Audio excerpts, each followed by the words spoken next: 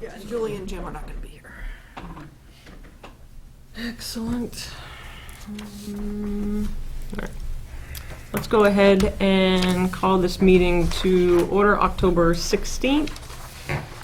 We're going to go ahead and start with some of the minutes. So, welcome and good evening to the first cool night. Okay. Anybody have any changes, corrections, comments on the draft minutes September 25th? Yeah, I had One page. One page. I know, it was amazing. Yeah, got through it quickly. Just about the tree removal, because that's the site that I went to. I just made a couple of clarifications that. It was a second ago. I don't know where it went. Ah, There there we go. go. Okay. Oh, maybe she didn't start until Yep, 7:30. okay. So just to recap, that meetings come to order for September, we're doing the minutes for September 25th. Yep, October, September. Nope, No, September. It's September. Yep. Sorry. Yep, very good. All right, Anna, you had some changes? Yeah, I just modified it, instead of at least two of the trees were overhanging to just two of the trees on conservation land were overhanging, possibly hitting the house. Two other trees on town land were also of concern, and then move on to the other. And that selectmen need to review the proposal for the two trees on town land. And that's it. Okay. And then, actually, sorry, in the next paragraph, it says 50 acre Smith parcels, plural, off Whitcomb Ave. Is it a few parcels making up It's four, 50? it's four parcels, Four parcels making up. or maybe three, I guess. Okay. So it is correct to have the plural. Yeah. Just a question up at the top of the first page, request for certificate of compliance 204-564. Do we want to mention who that is? Because on the other one, we kind of mention at least the Yeah. land or Yeah. whatever that is. And then on the second page, meeting date set for the rest of the year. Let's just go on record that the next meeting is November 6th. Do we have any other changes, omissions, or comments on September 25th minutes? Nope. Nope. Do I have a motion to accept? Who would like to make a motion? I'll make you. Oh, you want to do it? No, you can go. You at the end. So you can. That's right. So Anna's made the motion. Do I have a second? Second. All those in favor? Aye. Aye. Okay. So as we look at the agenda tonight, we have a lot of discussion items. So if we can have Mr. Webster come on up and let's give you a few minutes. This is an informal discussion about buildable land at Bulkley Road. Thank you. Lyle Webster, 33 Bulkley Road, agent for my mom, Carolyn Webster, at 25 Bulkley Road. So we've all been together before, and I don't know, I hope we're rounding the clubhouse turn, but getting close anyways. So, Mom owns essentially the middle of the block, Bulkley, Crane, Foster, Taylor. And the issue that I'm before you tonight about is, as we sold off the 4 lots around Mom's property, the smaller piece of land that she owns to the east of Bulkley Road is now no longer considered contiguous with the larger parcel. Misses by less than 20 feet because of this lot being carved out, so it's not directly across the street and therefore no longer contiguous. Who cares? Well, the Board of Assessors cares, because now this is no longer contiguous and considered all open space as one parcel, so across the street is considered a buildable lot. However, it is not. That's why I'm here before you tonight. So, architect, 30 years, we'll figure out all the language together, but I put together a little write-up that I shared with Amy beforehand, but basically... Which is in your little package there. Do you want to, Mr. Webster, just state for us what's in that document? It's just the top page. Yep. So pretty much only saying using Mass General laws and the Commonwealth of Massachusetts regulations and also your own Conservation Commission rulings here based upon the definitions for border vegetated wetlands. There is no buildable lot for a home on the east side of Bulkley Road, accessible from the street. Yes, there is uplands, but you'd have to build a bridge to get across a pond and Is that vegetated somebody else's wetlands. property? No, it's ours. So it has always been contiguous until we carved out the lots, and now it isn't. So my humble plea, if we can figure out how to properly write it up, notarize it, whatever we need to do, is to have this land classified as unbuildable, so that then I can get back with Celia Journet to I don't know how, file and it. I said, I don't know how I could do that. Well, There is obviously a cabin on the property. however, it's not Oh, that's a the cabin home. property, Yeah, it's yeah. not a home, so it would need an inventory of the actual property to see what species is there. Yeah. That would be your obligation as homeowner, under my thoughts of that, and then we would go out and verify that. And so this has been done, because for Doug Shaw to build, we have had the work done by Jonathan Markey, so it's probably already in file for when Lot 7, whatever this is, was sold off to him. So all the border of vegetated wetland has already been marked. So if I need to get that from Jonathan Markey to come back and put it before you again, I'm happy to do that for your November 6th meeting. I'm sorry, could you point out exactly what lot this is again? 'Cause I'm Absolutely. a little confused. So that's Mom. Okay. And all of that. Mom also owns across the street. So here's Conservation Trust land, here's This John black Murphy's. line here? This line is the thread of the stream from the top of the hill. up Oh, and over. I see. So it's this L right here, right? Yeah. So we carved Okay. out this lot to sell to Doug Shaw, Oh. and now Oh, and then now it's not. that difference is Oh. what makes it no longer contiguous. So I it's see. not just all one. But you're So interested in keeping it on the bank road, the town tax roll as owner, not wanting to donate it or, nope, we'd like to keep so you it just within want the to classify family. it as wetlands? Yeah. And that's what I wasn't sure, because it's not all wetlands. There are uplands on it, This which is could not be of buildable? value to an abutter.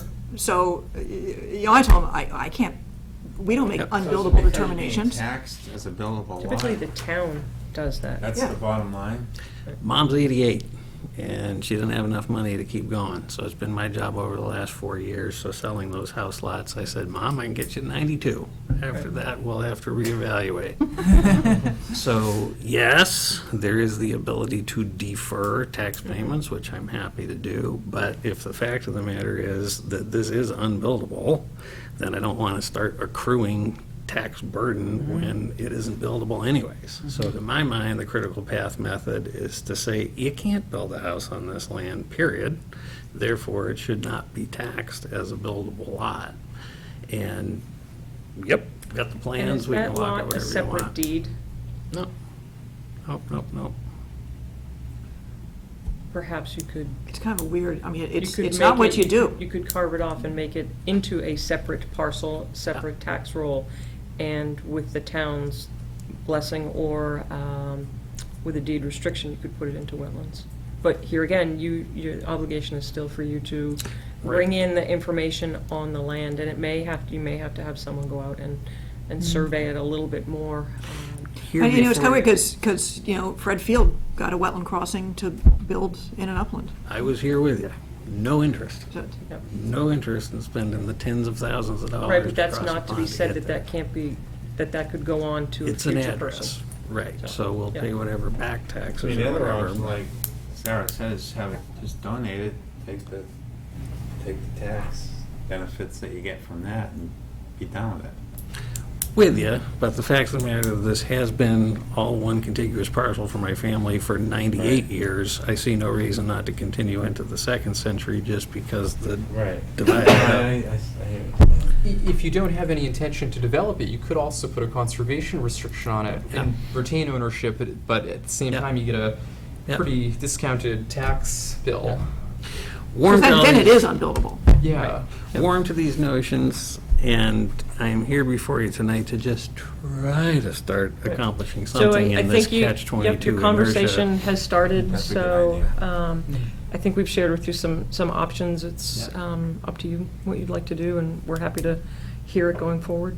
And the assessor did say that, you know, you guys could approve a wetland line probably under an ANRAD, and then at the very least, they could prorate how much of the lot is upland as opposed to wetland, which is something the assessor's office would do, not really us. So It's been a, no, we Oh, can't yeah. do that, no, we can't do that, no, we can't do that, So from it's- Jonathan Markey to Celia Journay to here tonight, so I'm just trying to get this done. We're happy to work with you and help however we can. However, we're not in the position to do wetlands inventory for you.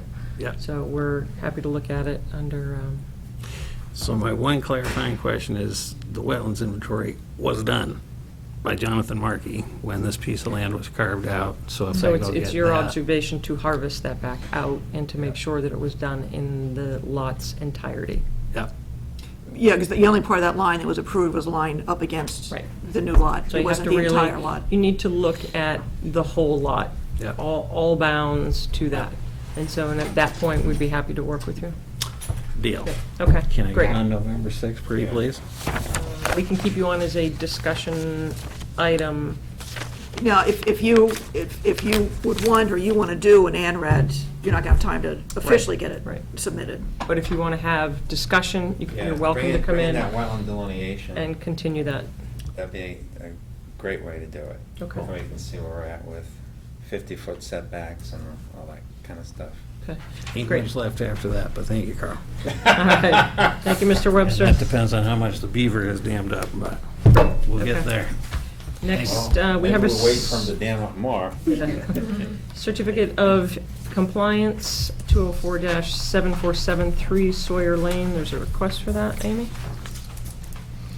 Yes, Justin Smith is not here, apparently, so why don't we kick it down the lane?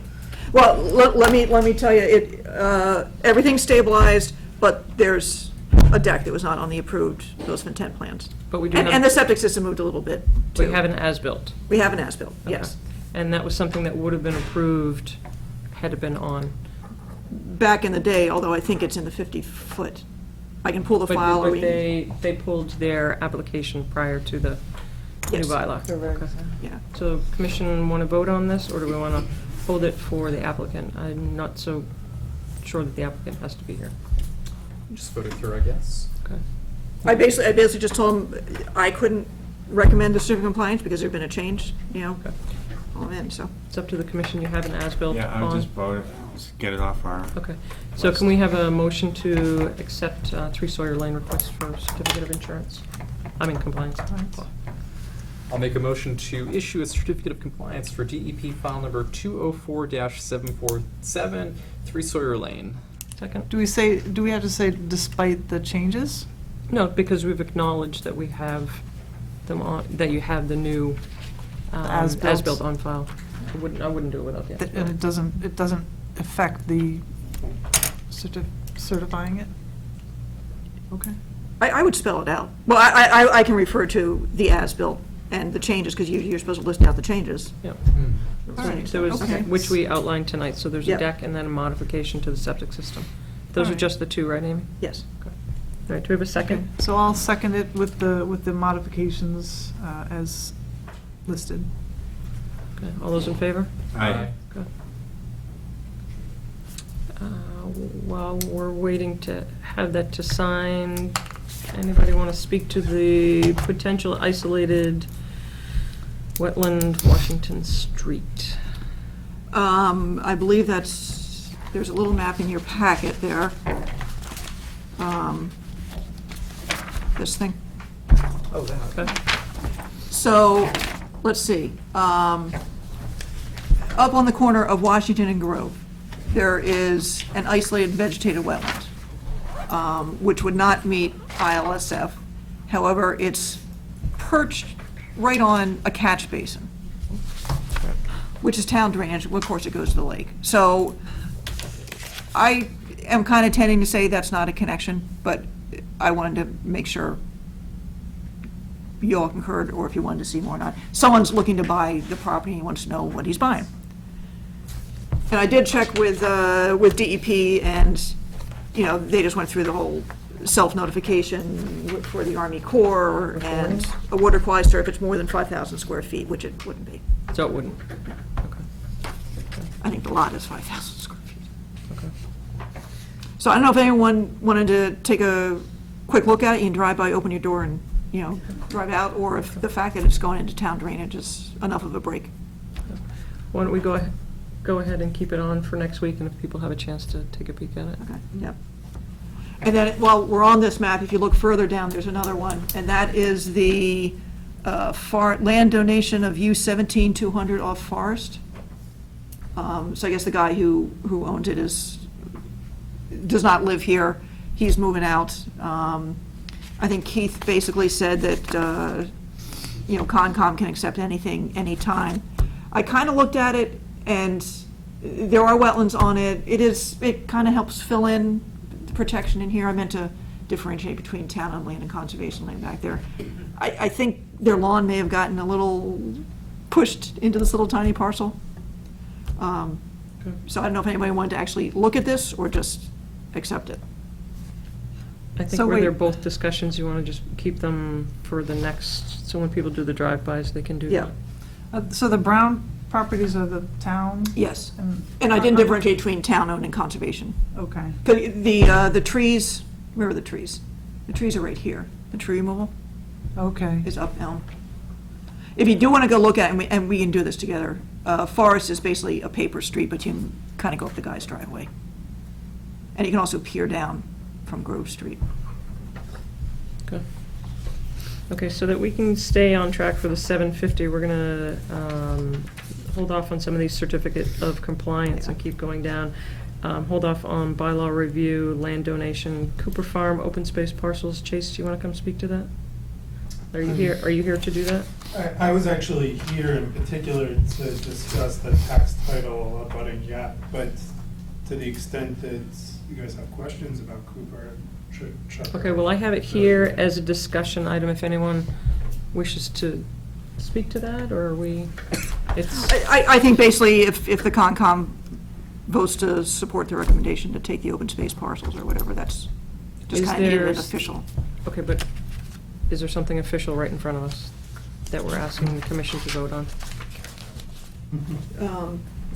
You don't have a warrant one here by any chance, do you? I have the internet.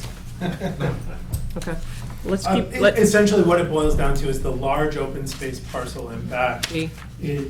What was that? D. D, is it D? I think where we landed with Board of Selectmen was that it would be designated for conservation or agricultural use.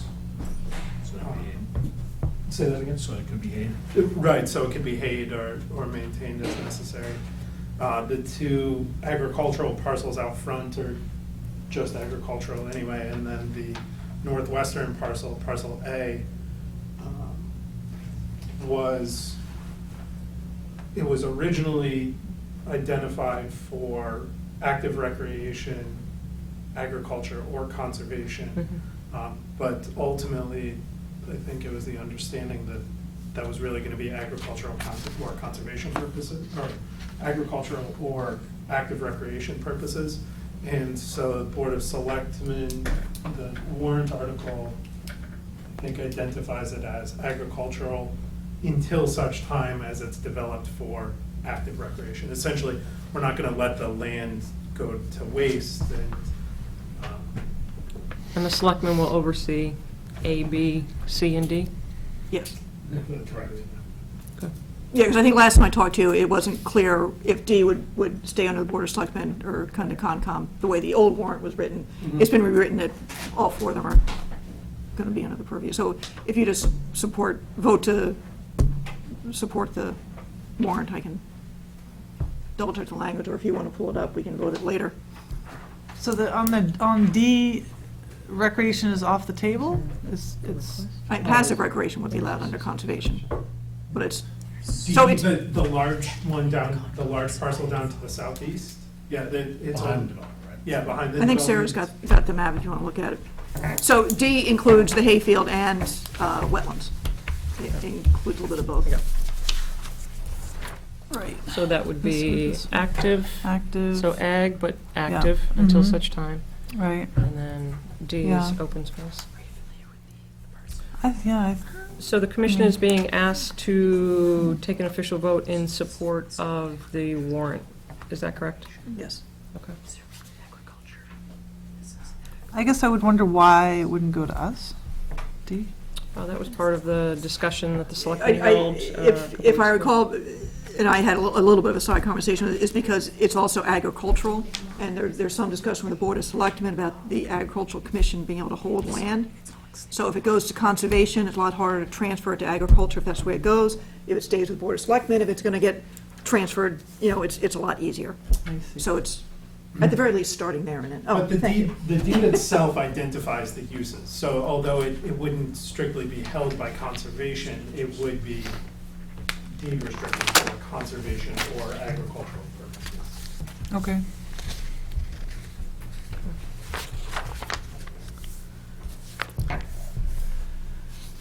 So as acting chair, we want to make sure that the vote is recognized, that all commissioners are not here this evening for this vote. But we're asked to take a vote of support in terms of Article 9, transfer ownership of Cooper Farm parcels, as referenced in the warrant article A, B, C, and D. So we'd just like a commissioner to make a motion for the support of this. So the open space can't be recreational? Can't be active recreational. I believe open space includes by definition passive recreation, trails, skiing. So D Yeah. cannot be like Soccer active. fields? D Correct. can't be, A can be, Yeah, I understand that. Right. I just was, but D I know D open cannot. space. D, yeah, exactly. That's correct. You got it. So as, And back in the planning board files, there are meets and bounds, or whatever, on all these areas as well, so. Do you want to see the parcel itself? No, I have that. Oh, you got it. okay. Yeah, okay. So anybody want to start with a motion of support? I'll make a motion of support for Just Article 9. Article 9, and Someone the transfer of is- ownership. Yep, second by anyone? I'll second. Great, all those in favor? Aye. Aye. Anyone opposed? Abstaining. Okay. Vote is unanimous in support for town meeting. Okay. Okey-dokey, let's keep going. 417 King Street occupancy permit, 204836. My understanding is this is step 1. Occupancy, this is not a certificate of compliance. So we have a request upon us for the occupancy permit. Everybody in support of that? So basically, this is the new stream, or the stream they had to rebuild just down the road. Yeah. Oh, yeah. And so the way the order of conditions is written is they can't get their certificate of compliance until they monitor during a spring Right. rain event. It's built, it still needs, they still need to hydroseed it, but they're gonna do that since they finish the paving. But they think they're coming in soon for a occupancy permit. And I just wanted to make sure that now that it's built, Right. you guys felt okay with me doing that. We need a vote, I just wanted to, So you went out to see it? yeah, oh, yeah. Yeah. There you go. Great, so just to reiterate, this is step 1. So Amy, do you have something that you want us to sign? No, I was support. just looking for guidance, to make sure Okay. you're okay with me Great, I releasing think it. we're all in support of going with that. Okay. Great. I'm not sure what that, oh, is this where it goes in? Yeah, the slightly smaller, older. Yeah. You can't, it goes in through there. Oh, And that's off property, but that's where it goes. you really can't tell. Yeah, exactly. They had to point it out to me. Yeah. It's, Well, you can see from the other here. stuff that they've built the new channel. Okay, great, so let's go ahead. Project update, 6 Cottage Way, 204-855. That was under an appeal. Amy, do you want to bring us up to date on that? Yep, so it was appealed under the Wetlands Protection Act under the state. DEP issued the superseding order, if anybody wants to see it, with some possible minor modifications, mostly having to do with how the utility pole was anchored. If you remember, it was anchored into a tree. The tree's going away, so it's got to be anchored someplace else. So I was talking to Kristen about, she would need to come in, do the minor modification, let's get everything straightened out.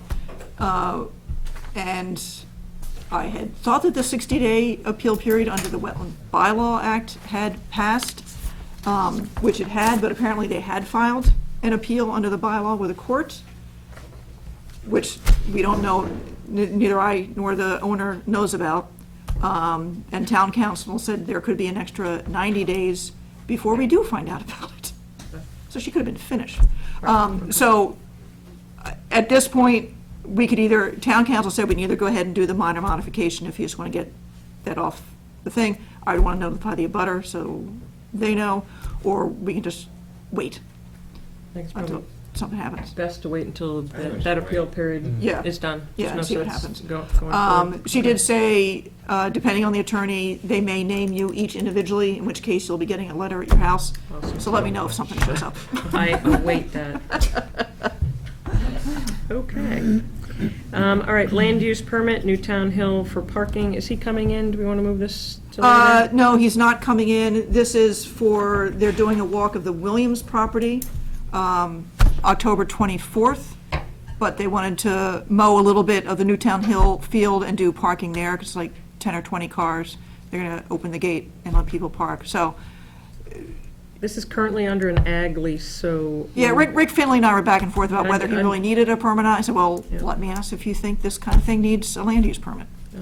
I didn't think it was a big deal, but I got the I think the paperwork. fact that you're asking someone to mow when it's already under a different lease, we would want to be careful of that. And my only concern is that if it rains, we want to make sure we're not rutting up an area that is in ag as well.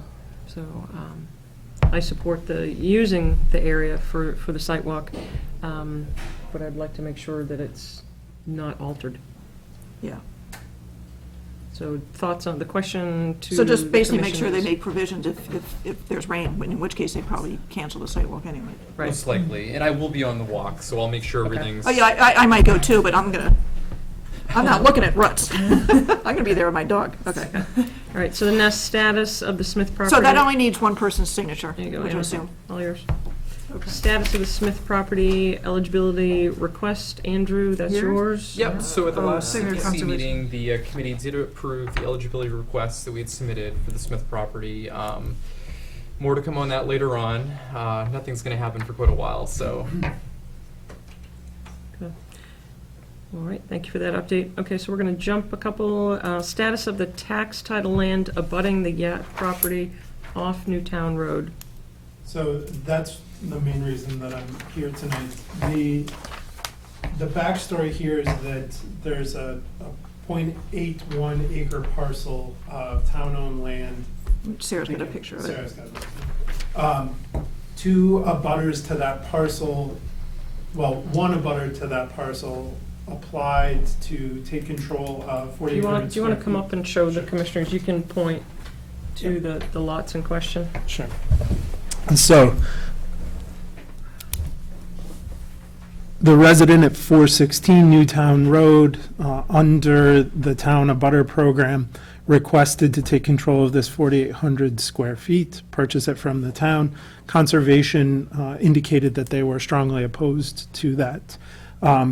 The compromise that the Board of Selectmen worked out at the time was this parcel would be made available for the residents at 416, and the residents at 414 would have the option to acquire this parcel if they so chose, and then the balance of the property would be transferred to conservation, principally maintaining this corridor here and the space in back. Since we did that, in the warrant article, Article 11 is exactly that construction. But since we did that, the two residences here, the Johnsons and Jeffries, and Mr. Jeffries is seated back there. In fact, Brett, if you want to come on up, have indicated that they would also like to acquire some portion of the land. Now, this is a 40-foot access way, or 40-foot corridor. The article in front of town meeting can't be amended to give Mr. Jeffries the option of acquiring any of this. Per town council, it's not within the four corners of the article. Furthermore, I was particularly opposed to either the Johnson or Jeffries residences being able to acquire 4,800 square feet because it closes off that corridor. And if you were to take a more zoomed out view, you would see that there's sort of a hedgerow that runs back along this way, all the residences, and ultimately connects to Long Lake Park. So that's essentially the only covered corridor between the Long Lake Park area. Just as a point of Yeah. reference for everyone, when we're speaking of corridors, we're not just speaking of pedestrians, we're speaking of wildlife as well. And that was the principal concern here, in that, the access to Yap down here makes this not really a usable or viable or even very interesting corridor for people, but rather for wildlife. And my concern was that we were going to close this off if we went with 4,800 square feet transferring to Mr. Jeffries, Mr. and Mrs. Jeffries. The tacit understanding that I have, and I'll let Mr. Jeffries speak for himself here in a moment, but the tacit understanding that I have is that the Jeffries would only be interested in not 4,800 square feet, which would be about 40 feet off of their property line, but about 10 feet off of their property line, which would look something like,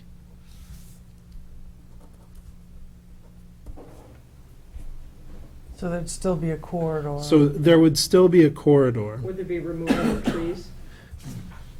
That would be up to Mr. Jeffries. Yes, there's trees of some age that we would possibly consider taking down. Our primary objective, and what Liz's point, is there's trees from that property over arching hours that we feel that if we don't take them, have proper discussions, that they're going to damage our home. So we want to remove trees, but we're also looking to expand our property by feet to give ourselves a more usable backyard. We have 3 young boys. And possibly just maintain the area when it is today. So those are the primary objectives. Possible future use of expanding our screen and porch, but the deck is already there. It's just more for having the space and the kids and they can clean up the property and it's time to do it. Well, excuse my ignorance, but what exactly, who owns this exactly? So currently, the town owns But because- everything that's in this blue boundary, including these 2 portions. Because of tax? Chuck, do you know how the town came to own those from default? This default, okay, so they're just carving out, So the Because town we- has an abutter that's by program that request. allows oh, abutters to acquire portions of town-owned land under certain conditions. That town-owned land, the most significant condition is that it cannot be a buildable lot.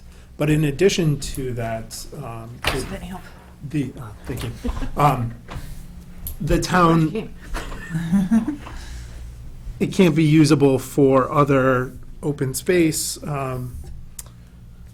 and there are specific uses for the property that the town, or that would be acquired by the resident abutting that property. It includes expanding a septic system, a deck, as Mr. Jeffries indicated. There are several other conditions, and we could look them up if they're interesting, but. So, interest as we go forward with these type of parcels and new uses, the commission may want to look into deed restrictions as well, so that we're not then looking at allowing someone to scrape off their house and put a bigger house up because now they can accommodate a larger system I thought when we versus first looked at these, updating. I thought when we first looked at these lots, when the town was first looking at these remnant pieces, they were looking at pieces that didn't necessarily connect to conservation land, that were kind of isolated by themselves, that would have. That wouldn't have value to the Little or no border. impact, that have little or no impact, or little or no Right. value to the town. And there When I'm is. looking at this Well, nowadays. to the wetlands, not, Right. to the habitat, not, Well, excuse me, so not what I'm wetlands, but the saying here is habitat. that these do have value to the town, all of them, even the ones that Yeah, have been open identified space. by the town, Mhm. to, even those 2 parcels have already been identified, so they have value to the town. And I personally don't disagree with you there, and that's why I went out to the Jeffries to take a look at it to see what they would be comfortable with. Because I saw the value of that corridor as being particularly important. Here, what we're trying to do is strike a balance between the residents at 416 Newtown in particular have a distinct family needs to acquire this property. Essentially, they need to move us, and this is all, I think, public knowledge via Board of Selectmen meeting, but they have a need to expand a portion of their home to accommodate a child with certain needs, and in order to expand that, they need to move the septic. In order to move the septic, they need to acquire this portion of the property. So you're asking us that what has been done for one needs to be done for all four? There is an equitability argument here, and, you know, I think Mr. Jeffries and the Johnson family had both originally expressed interest in maximizing what they could acquire, 4,800 square feet. They've come back from that in order to maintain that corridor. Well, so the bigger question as I see it is, by allowing this expansion into this corridor, are we making this corridor so small that Right. wouldn't even be, that, you know, It's no longer a corridor. it's no longer valuable even to wildlife, because it's like this squeeze play that has occurred. Not that I'm saying I want to give anything up, I'm just wondering, by giving all this up, is that what we've developed? And it may be such that the commission would choose to do a site walk, so our mission here is to protect the, certainly the habitat. So I think you, If I may, Chuck DeCoste, Board of Selectmen, just to give just another perspective.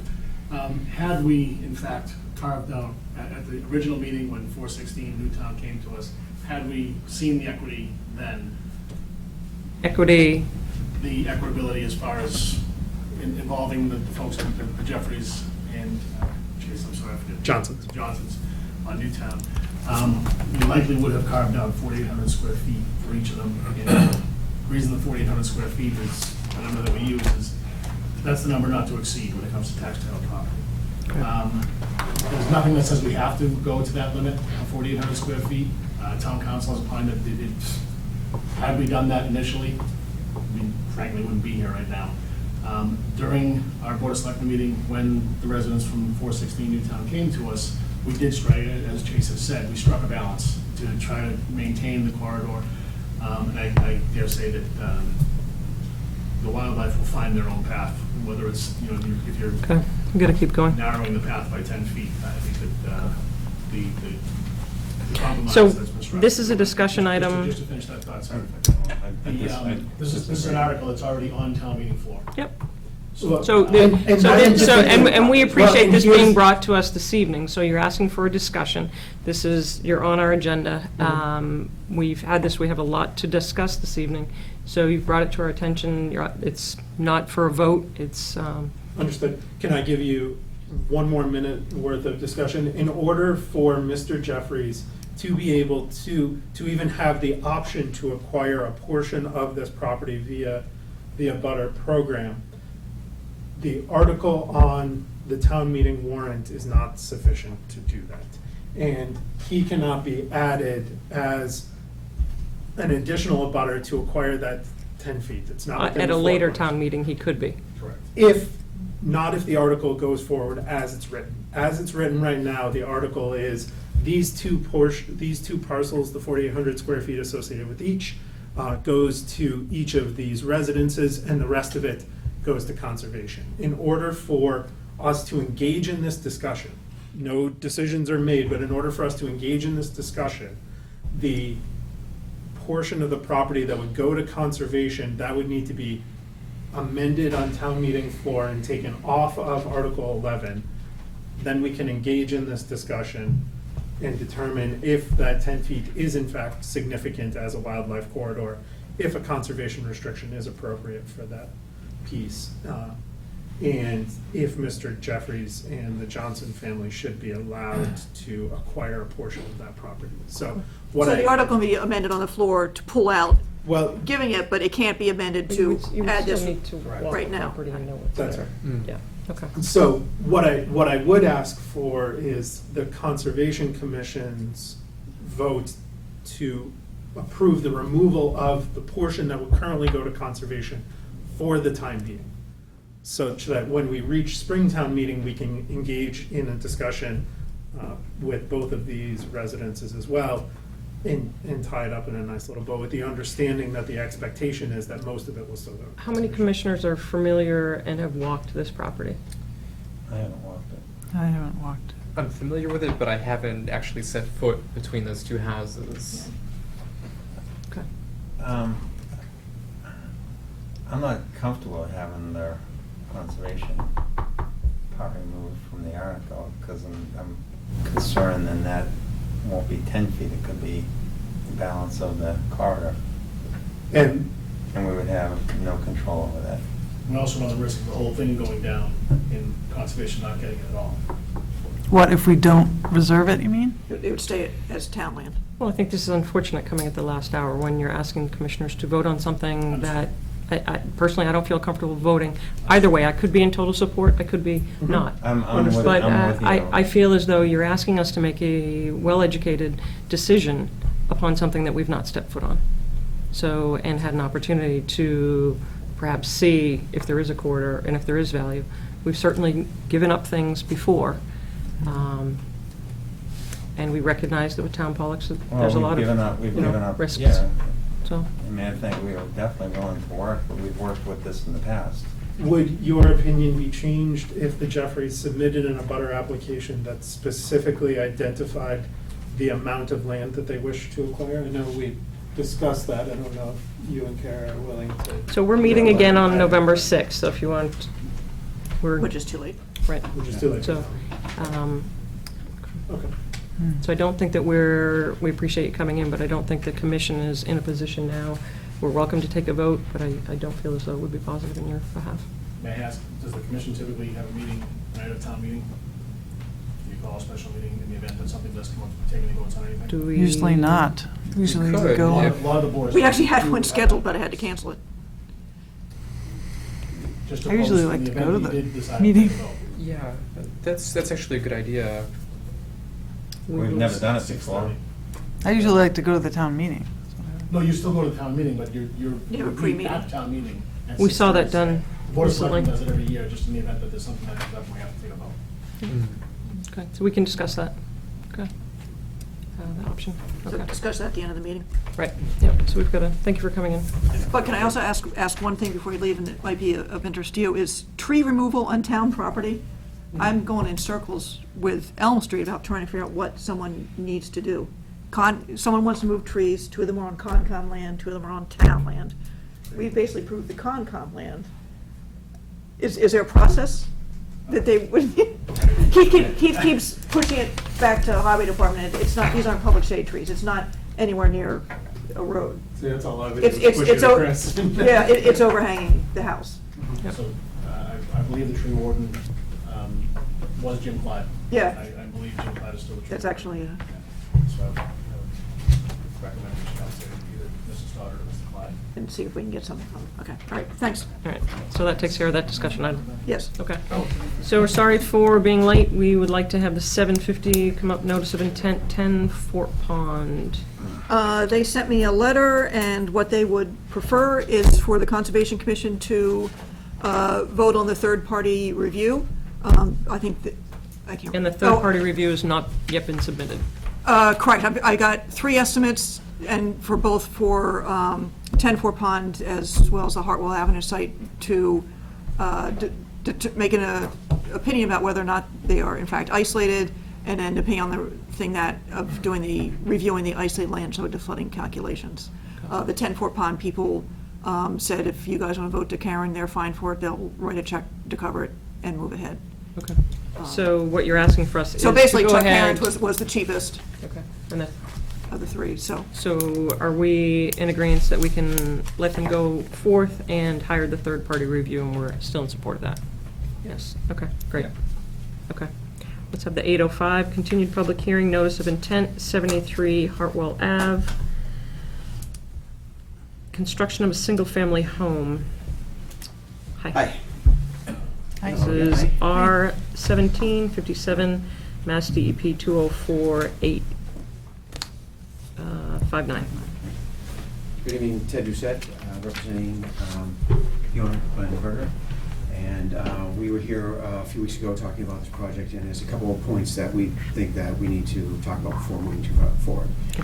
One, I just was wondering where the commission has come, and I know the chair isn't here, who was thought it was going to look into this as far as the restrictions on to the number of lots that we could be built, and there was some research that there were, that needed to be done because there were some concerns that were raised that were in dispute. So I don't know if there's been any progress made on that. Was that through council or planning board? Well, it was really more sort of your opinion of the fact that these all were originally approved with, the 6 lots. And the bounds And were then set? The physical boundaries had not been set. So that's almost a side issue. Then there was the 7th lot, and now there's the 8th lot.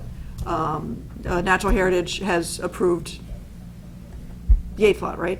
Or haven't you heard? No, you haven't heard from them No, yet. we did, I saw that you were copied on it. Yeah. It was a couple weeks ago, but they have a couple issues as far as the turtle mitigation plan and the bounds. So Yeah. I have a call into the, what do they call it, agent or whoever who wrote the letter, Misty Ann. Misty Ann, Nancy. yeah. So I have a call into her to try and just iron those out. Okay. And Which so- includes actually setting the bounds on all 3 parcels, Okay. basically. So that's something that is very important. So we wouldn't go forward until you do have that letter of support and have addressed any comments Understood. that they have made on that. So that's one point. Yeah. What are some of your others? There's something about isolated, So we've been going back and forth, and we've walked this out a couple of times. I've walked it twice with Amy, and a few commission members were out there. And not that anybody has really said an opinion one way or the other, but reading body language, it seems to be that some people who have an opinion that matters feel that this could be a bordering vegetated wetland. okay. And the owner is willing to agree to that and refile. Agree to have, Agree that we do not need a third opinion to determine whether or not it's isolated land subject to. so you're acknowledging it is. So we would like to acknowledge that the line that we have delineated now Mhm. is BVW and just put the third-party review to bed. Okay. And file a notice of intent. And, well, we Well, they've can already continue, filed. we To filed change, it, yes. continue it, okay. Yeah, so we would like to, we think it's gonna be 6 weeks by the time we get our additional testing witnessed and our Okay. plans together. And we wanna be able to get those together in 4 weeks, Mhm. so that there's time for everybody to review. So by doing so, you think you can stay out of the 50-foot no disturb? Yes. Because that's always going to be crucial Yes. to you. That's a definitive yes? I did finish, I think we can. I mean, It's their risk, so. yes, we've talked about this, and this is where we're at. I mean, why fight it? And, there's more work to do one way, there's more work to do another way. And I know it's not a give and take, but, I'd like a motion that, or if you can give a motion that the line is going to be agreed to be the one that we deliver. We have a very reputable person who delineated it. I believe that Amy knows her and can vouch for her. This was the line that I saw that we reviewed in the field. That was flagged, yeah. That was flagged. That was flagged, isolated? It was flagged. It was as flagged a- by isolated vegetated wetland, so now it's just going to be bordering vegetated wetland. It was so- flagged as possible resource area. Mhm. And like I said, we're just, So you're rather than acknowledging worrying, that it is. rather than going up and down, I don't know if you've heard the whole thing, whether or not the pathway or the cart path Right, is, right, connected. We'll right. just say, yeah, it's connected, and we'll file.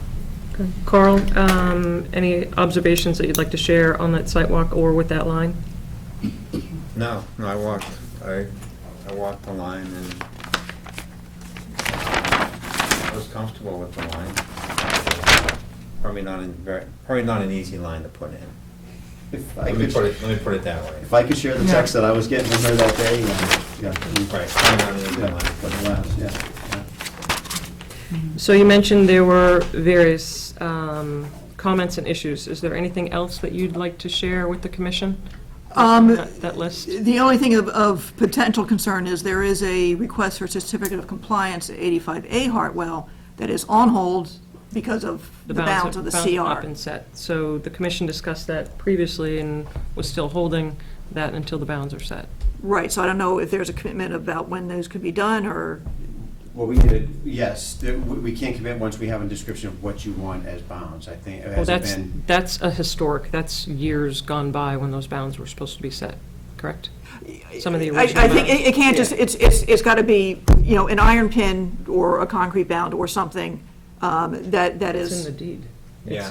That's already spelled It's- out. it's That- in- Bound, What type of bound, does it say, describe bound in there? What type of bound? Well, you also have National I think Heritage they said that's concrete. involved, and they will, I But- believe those are That was stone one of the reasons bounds. that the bounds had to be places to Right. delineate the Right, for National Heritage. So that verbiage is already, Okay, so we'll go back that was there and permitted we'll- years, right. years ago, and to look It at that. said monumented, the CR limit shall be monumented with permanent markers on corners and property lines. Right.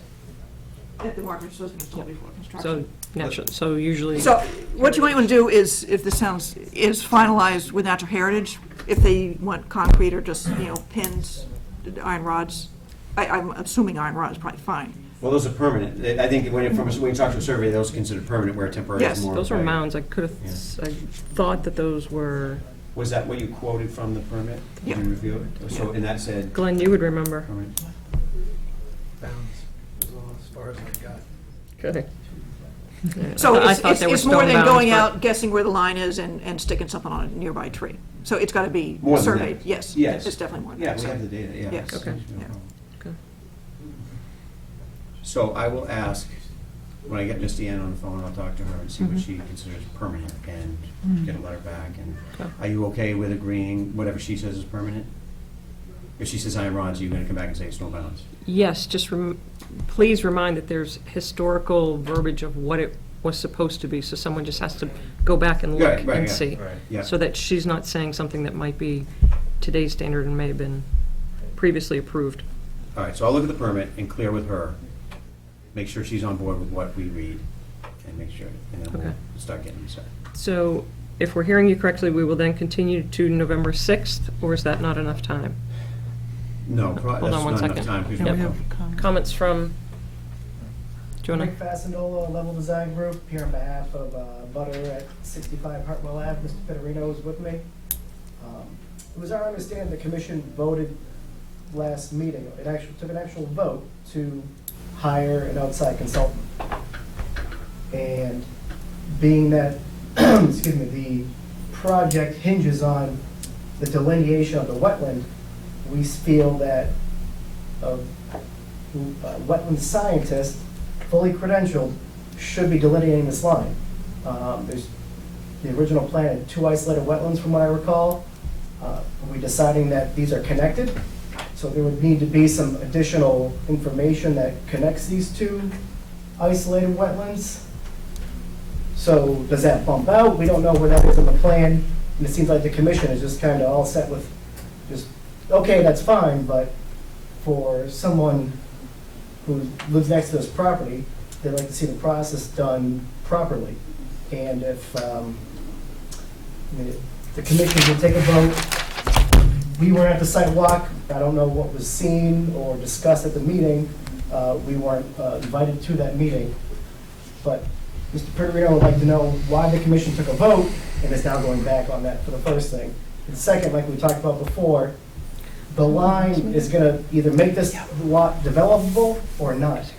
And to kind of just say, we walked it, it seems okay, we're just gonna switch it mid-application from isolated to bordering vegetated wetland with no additional review, it's not fair to the abutters who are participating in this process. So we'd just like to hear the Yep. commission's opinion on that. Yeah, and we appreciate that. Ask the commissioners for their, I personally was not at that meeting, Yeah, I wasn't at- I so wasn't at that meeting either. I would have to defer to a commissioner that was here at that time. Yeah, well, I remember we did say that, and I was actually at the site walk, and we did walk the entire line.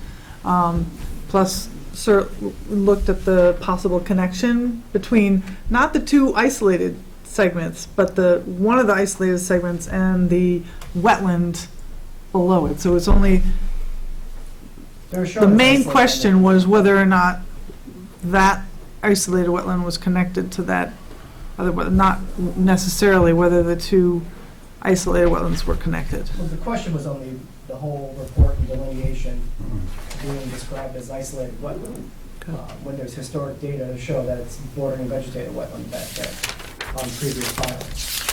On one of them. I thought it was one of them. And if I It could was the whole area, and whether or not anyone actually determined whether or not it's really BVW, or they just said it's BVW because it wasn't pertinent from the original 6 lots in there. Who knows? But my recollection of the discussion was that the issues were going to be, is there a connection, which makes them BVW? And if there is not, review the calculations of the ILSF. That it wasn't the flagging per se, which was isolated vegetated wetland, it was whether or not there was a connection. Although I do agree that there, how you connect wetland A and B, right now it's not shown on the plans. You know, how, which was the bigger one, wetland A? I can't remember which is which. How wetland A is connected to something to make it BVW. Well, it's also been delineated as BBW in the past. I think that's Yes. kind of what we're looking at. We're looking at overwhelming data as far as, you know, trying to argue that this is ILSF. How We don't have how much to past was stand the on. data that you're referring to? It's like 05. Yeah, it was an So old it's, plan. so it's outside of the commission's expectation for, it would have had to have been redone if we were looking at a new filing. So, what is the commission? And I will also point out that the majority of the wetlands are, wait a minute, off-site, off the property line. I just remember that the two isolated segments, I personally didn't see a connection between those two. Did you observe a connection? I thought it was fairly mounded in between those two isolated sections, and that it was mainly. I don't know what the discussion is right now. I heard the abutters say Well, that the thing is, we had voted to have, there was a vote taken that we would. There was a vote taken, because I pushed That we for would it ask the like 3 applicant to times hire, at the meeting. that we would ask the And you applicant to would hire an a outside consultant. Was that the to- vote? Correct. There was not a vote taken. I think there was actually a vote. There was I remember a taken. vote, I pushed for it 3 times. Well, we have notes. Amy has notes if there was a Should be vote minutes. taken or not. Yeah, no, there's If minutes. there's not in the notes, then there wasn't a vote taken. I'll have to pull up my phone and see what we have. Nonetheless, it's not the commission's job to delineate the wetland. And the It's our original job to, it's our delineation job to that review the came wetland in line. was it's inaccurate, bottom line. And if the commission has the authority to request a proper review, third-party review of that wetland. I That's think- all we're asking for as a butters to this project. But if we're satisfied with the Yeah. result of the site walk and his Yeah. decision, And the applicant is basically saying that you're considering them to be, connected, Connected. at least one It of them. was an uphill battle to prove that it wasn't. It was the area So was he's saying there previously- is a connection. Right. No, He's I'm not even saying, going on connection. I'm saying, well, we were out there, like I said, the body language indicated there was a connection from all the way down the bottom of the hill, all the way up top. right, It was previously shown on a plan as BVW. right, And when I saw, and so it's an uphill battle to prove it's ILSF. right. You can speak to, if you would, if you know, speak to Leah's qualifications to botanists. This isn't some line that I went out and did. We hired somebody to look at it. Wetland Right. scientist, Right. Yes. And yes or no? The vegetated wetland flagging, I would say, is actually maybe a little bit conservative, i.e. over delineated. So, Of the two isolated pieces. yeah, of where the vegetation is, you could come and go a couple feet here and there, which is It's- usually we're talking true about that field. anywhere. Any botanist it's gonna move a foot or two either way. I think, so, and I think if you have a third-party review out there, all they do is they're out there to prove their worth, and they're gonna, move this flag 2 feet out, I'll move this flag 2 feet out, move this so flag. what are we trying to get to with the third-party review? I thought it was whether they were connected. Yes, So- that's what I remember. So if he's You're assuming they are. Yes. Right. So ILSF and So what's APD the, so are what's the connected, discussion? but, I don't understand the argument now. so are they connected, and how's that? That's what he's He's saying. saying The that applicant now is it's stating that they connected. are connected. And didn't you say There's you no would reason for us to do, hire somebody else, because a new there's map? already- Well, I'm gonna have a new plan, Right. the But way. they're He's gonna not submit a right new next to each plan. other. There's a distance separating the two, so does the wetland bump out? Is it? So He's that gonna is the submit a new issue. plan. It's off the property, depending on how A Connects to B. connects to B. There's gonna be a buffer zone. Where it associated probably with is probably over here, but it could be, like you just said, a buffer zone issue, though. And At does that A point, they're both continue floating further on away. North, because there's a wetland north of that, does A eventually connect to that? Well, that was, and it keeps going to Is it the, off the property? yeah. But A Yes, is it's off the property. previously called out and on plan as BBW. Not even, with no recollection, no reference to a connection. It's just, once it's bigger than ILSF, it's a BBW. And that's, rather than go through the hassle, and there's actually more protections and more protections for the Conservation Commission and more restrictions on us by calling it BBW. Right. Conservative delineation, and I agree with Anna that the reason for hiring the third party was to determine whether or not it was connected, or whether it was BBW Right. or ILSF. I mean, if A does have a connection, it is, you saw there's kind of a swale in the back. Is there a north arrow on this thing? What? I'm sorry? There's a north arrow. It would be up here where it was potentially, Where the lines are about 10 feet from each other. this kind of overflows this way. This one clearly overflows that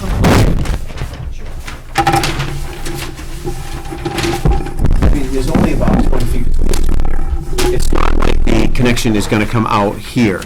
And, so that, but even, Correct, that's so not is there, even. is there a 10-foot channel, is it a 20-foot channel, is it a 5-foot channel? I mean, you could have your wetland scientists go back out and properly delineate this and connect these two. I mean, we don't care. Wait a minute, I long- really take offense to as that when long saying as- it's not properly delineated. As long as it's connected, if it's a BVW, these should be connected. Bordering vegetated wetlands, border on an intermittent stream, a perennial stream, it doesn't matter. It needs to border on something.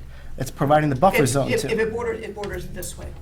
There's a channel through here, which is off their So- property and would have no effect on the buffer zone, which is set by these points over here. So there's no connection here I didn't see a between these two wetlands, even though they're 8 feet apart, and there's like a swale that, You didn't see anything Almost- either, did you? it's almost graded like a swale right here.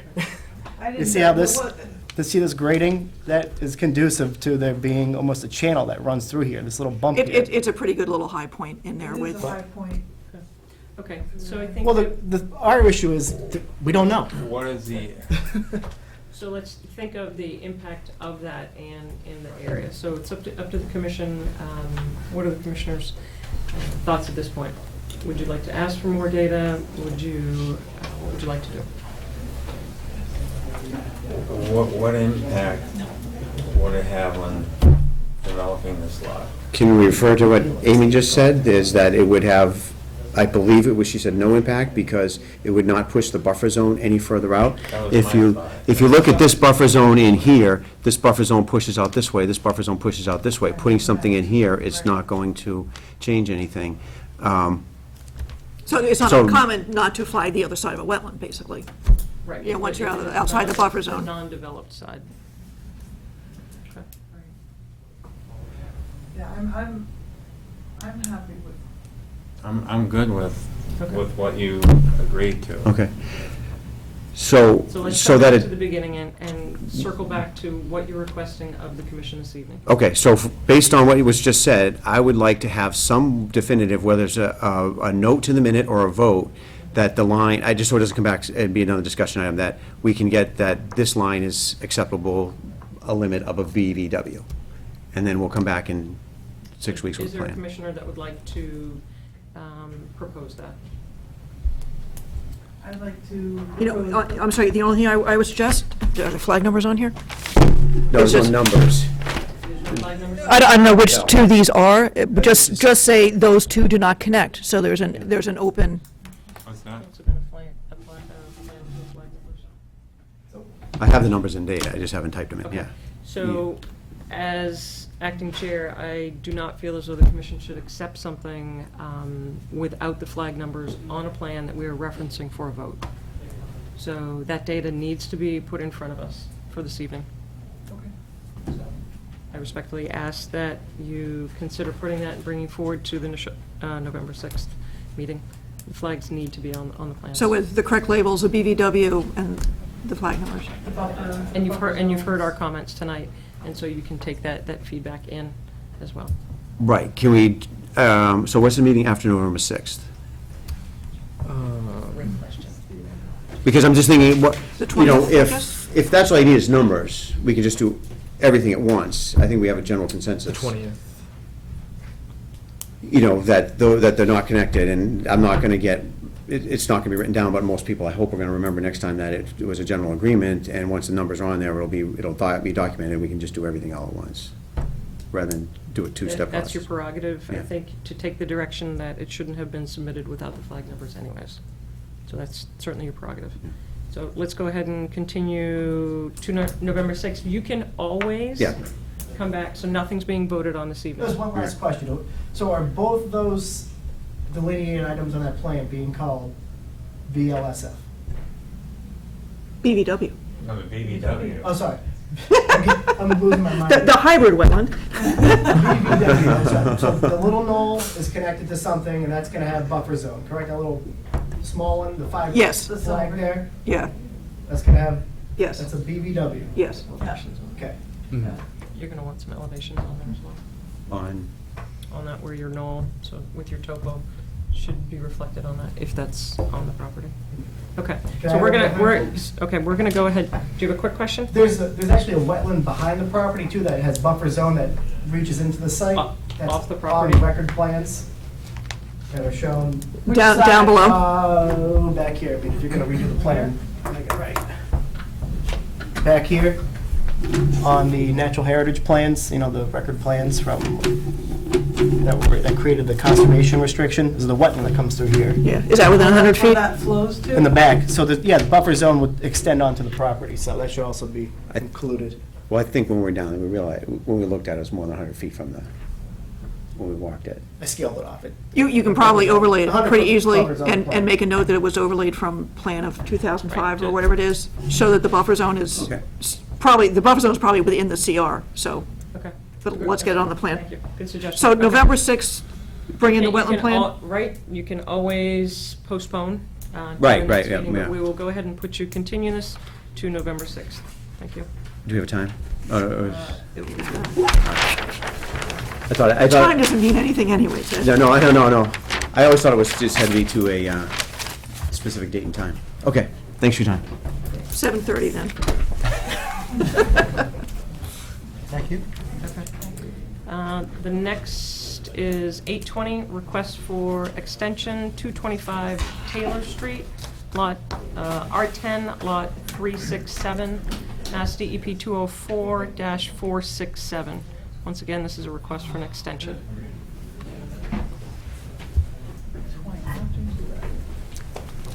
Good evening. My name's Ed Scioli. I'm with the Call me tomorrow. I'm Ed Scioli with the Gutierrez Company, the proponent, requesting an extension on order conditions for a commercial site that we own off of Taylor Street.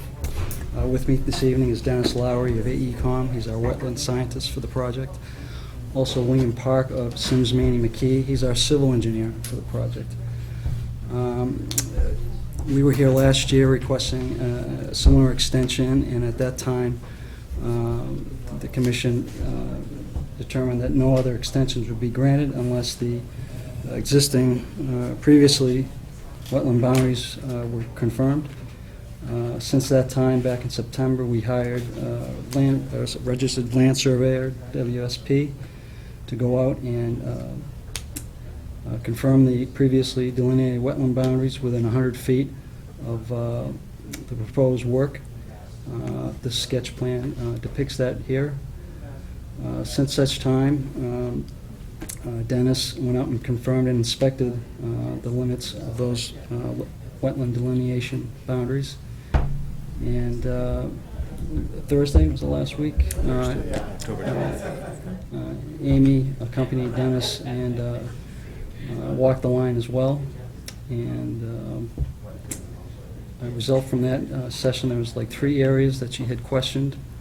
And I could let Dennis speak to that if you'd like. Sure, yeah, that'd be fine, yeah. Again, just for the record, I'm Dennis Lowry, wetland ecologist with AECom. We were involved in the original wetland delineation on this site back in the early 2000s, and the site at that time had undergone peer review on behalf of the town as well. So there were multiple consultants involved at the time. We can run through who they were, but basically this delineation was accepted at the time after a fairly rigorous site review. Not the easiest site in terms of wetland delineations, but they were carefully delineated and reviewed and approved back at that time. So we had them back surveyed at the commission's request from a year ago, and within 100 feet of any activity that was approved in the previous plan, or in the current plan, I should say. And so we went out, as Ed said, and reviewed all those flags that were hung back surveyed by the surveyor, and found them a good job in terms of back surveying, which is not necessarily the most fun work either, but very well done. And we looked at the delineations, not only where they were back surveyed, but also beyond the limits of that 100 feet as well, to make sure that conditions still were reflecting the conditions that are shown in this plan. And it was our opinion that they were an accurate representation of where the wetlands were. So when Amy came out, she questioned 3 specific areas here. One is at the top of this swale. This is a kind of a broad swale that directs runoff off to the south off the site. And you can see, based upon the topography, it kind of dips in through here. So Amy had questioned the conditions at the top of this swale extending up in through this area. So we went back out and did some data plots at that location, and basically based upon the soils as much as anything, it's our opinion that the wetland line here is adequate in terms of defining the upper limits of jurisdiction. Essentially, the subsoils in this area are just a little bit too bright in terms of the chroma, subsoil chromas, and lack of redox or modeling within the subsoil zone. Admittedly, it's a close call in terms of vegetation. It does have some red maple and sensitive fern and things of that nature there, but the soils really, in our opinion, kick it out. She also questioned this saddle area right in through here. Basically, it's high ground dipping into a saddle and then rising up over here. And this wetland is kind of a sprawling wetland over the hillside extending off to the northwest, and Amy questioned whether or not there might be a change in the wetland or additional wetland in through this area. So we did a data plot defining this particular location of the saddle, and again, well, in this case, based on soils and vegetation, there's a lot of trembling aspen, quaking aspen in that area that kind of tips the vegetative component out of wetland as well. And also, this particular area has got a lot of solid waste, mostly car parts and old gas tanks and so forth. That's going to be cleaned up based upon the order of conditions that was issued back 10 years ago or so. Point of clarity, when was that issued? What? The order of conditions, the original, prior to any extension? It was filed in 2001. I can't remember when it was actually issued. About 2005, maybe? 2003, I believe. It's been extended a number of times. Right. Extended a number of times. The third location where Amy questioned was on this slope over here. Again, this sprawling wetland drains off mostly to the northwest. There's a flat spell right in here. There's a notable swale right here. And the question right now, the wetland line curves around here, so it looks a little odd because the terrain slopes away, and yet the wetland boundary does not follow down slope. And essentially, the slope is at least moderately well drained. It does not have hydro characteristics in it. It does not have wetland vegetation. The question is, water may overtop and spill over here. There's not a defined channel that's continuous through that area. It runs down to a culvert along 495 down here, so it does drain off.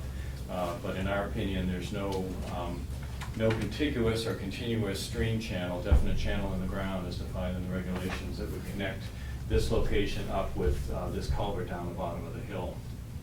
It's obviously still a bordering vegetated wetland. There are internal streams, and it's connected off to the northwest. And also, I mean, when we were out there, you had a plan that showed access to a detention basin over here, and I realized afterwards that was an old plan, so there is no detention basin proposed over here, no access. That was the previous plan, so I should have noticed that at the time. The previous plan that was approved. No, it's a previous plan that was changed, and it's not the approved plan. She had an earlier So an amended master plan? Yeah, when we went through the order of conditions. Yeah, I just had it was probably the initial filing with the notice of intent, and then in the course of the notice of intent, the plans evolved. Because when we went through several years of review and MIPA, the entire MIPA process, the project changed Commissioner, can you just considerably. outline your bound of your property? Yeah, that's a good one. this is the best plan. Yeah. Yeah. And also, what's that dark line? Yeah, this line, this Yeah. is the 100-foot buffer from any work that's proposed on the site. So we can look at the project plan if that might be helpful to kind of give you that orientation. Yeah. 2003 was the order of conditions. So the property, who asked that question, is Yep, forward. out here? Along 495, yeah. And then back up to Taylor. This is Taylor Street over here. On Taylor Street, what's that parcel? Also, just, again, to talk about some of the original elements of the approved plan, there is about 19 acres down that covers the entire southern portion of the property, including here, that's agreed to be put into conservation restriction as part of this plan through the review with Heritage at the time. This vernal pool here was found to have blue spotted salamanders, and we worked out a setback that was agreeable to Heritage in addition to putting this 19 acres or so, I think it's 19 acres. It's 27. Oh, is it that much? Yeah. Okay, yeah. Now, why are you putting a 100-foot buffer around your work? I just don't understand that. Well, basically, we did that because there's wetland down through here that's going to be part of the conservation restriction. So we asked the surveyors to not bother back surveying all of this down here because it's more than 100 feet from any proposed work, and it's going to be part of the conservation restriction area. So we didn't want to put them through the complete agony of relocating all the flags down through here when it really wasn't pertinent to any of the work that's proposed. So everything this side of these lines has been back surveyed, all of these wetlands up in through here. We just didn't do it down through the conservation restriction zone. For the commission, can you just, the backstory, because we have some new commissioners in regards to heritage area and kind of their area of taking in their buffer, and when the data that you're referring to is accurate from? Is that Sure. 2005 letters of when they looked at it?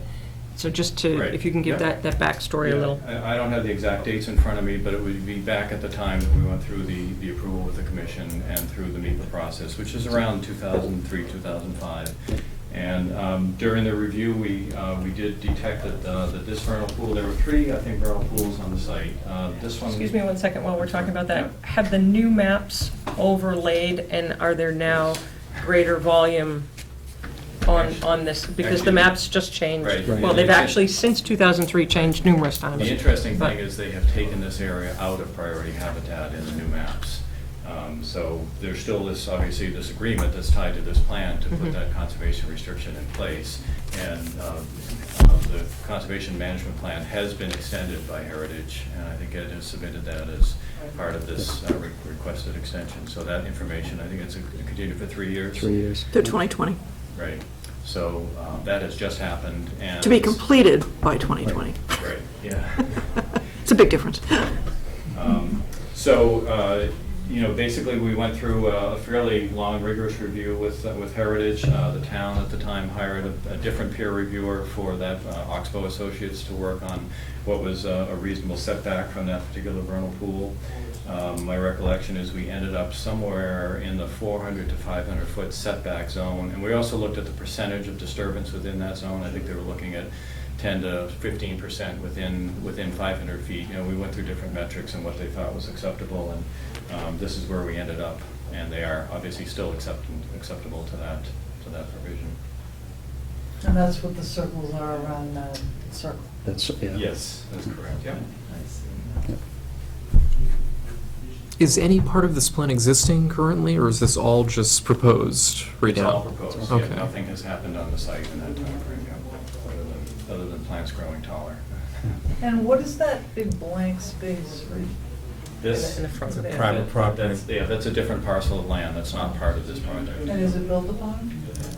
Part. Yes. Yes. That's residential? It's a residence and a business. So is this a business park? Is that what it is? Or Yes. Office? Yes. Okay. So there's 4 residences being surrounded by businesses? Well, I mean, actually, there's really very little in terms of residents on Taylor Street. There's a condominium complex down here. There's Leonard, down here, I guess, right? Yeah, exactly. Yeah.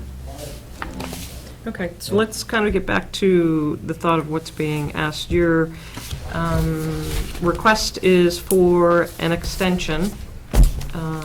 Commissioners that were here last year do recognize, and the applicant has recognized, that we told them last year was really going to be the last time that we would do that. So I'd like to ask the commissioners if they have questions for you or for How Scully. how long is the extension that's being requested? It'll be another 3 years, is it? We are requesting for 3 years to coincide with the CMP. So the previous extension was granted for 1 year. Oh, 1 year. Oh. So we that's have right. only gone Right. to 1 year. And at that time, the commission at that time expressed the value of the timing of this, which Right. was 2001 was the original application to this property.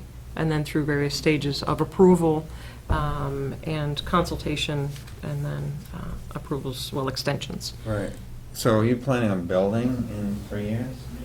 Well, to give us more Let me ask you that. it would give us more it would give us more flexibility to do so instead of just the process of landing a tenant, going through that design and negotiation and whatnot, and they're having to come back during that time frame.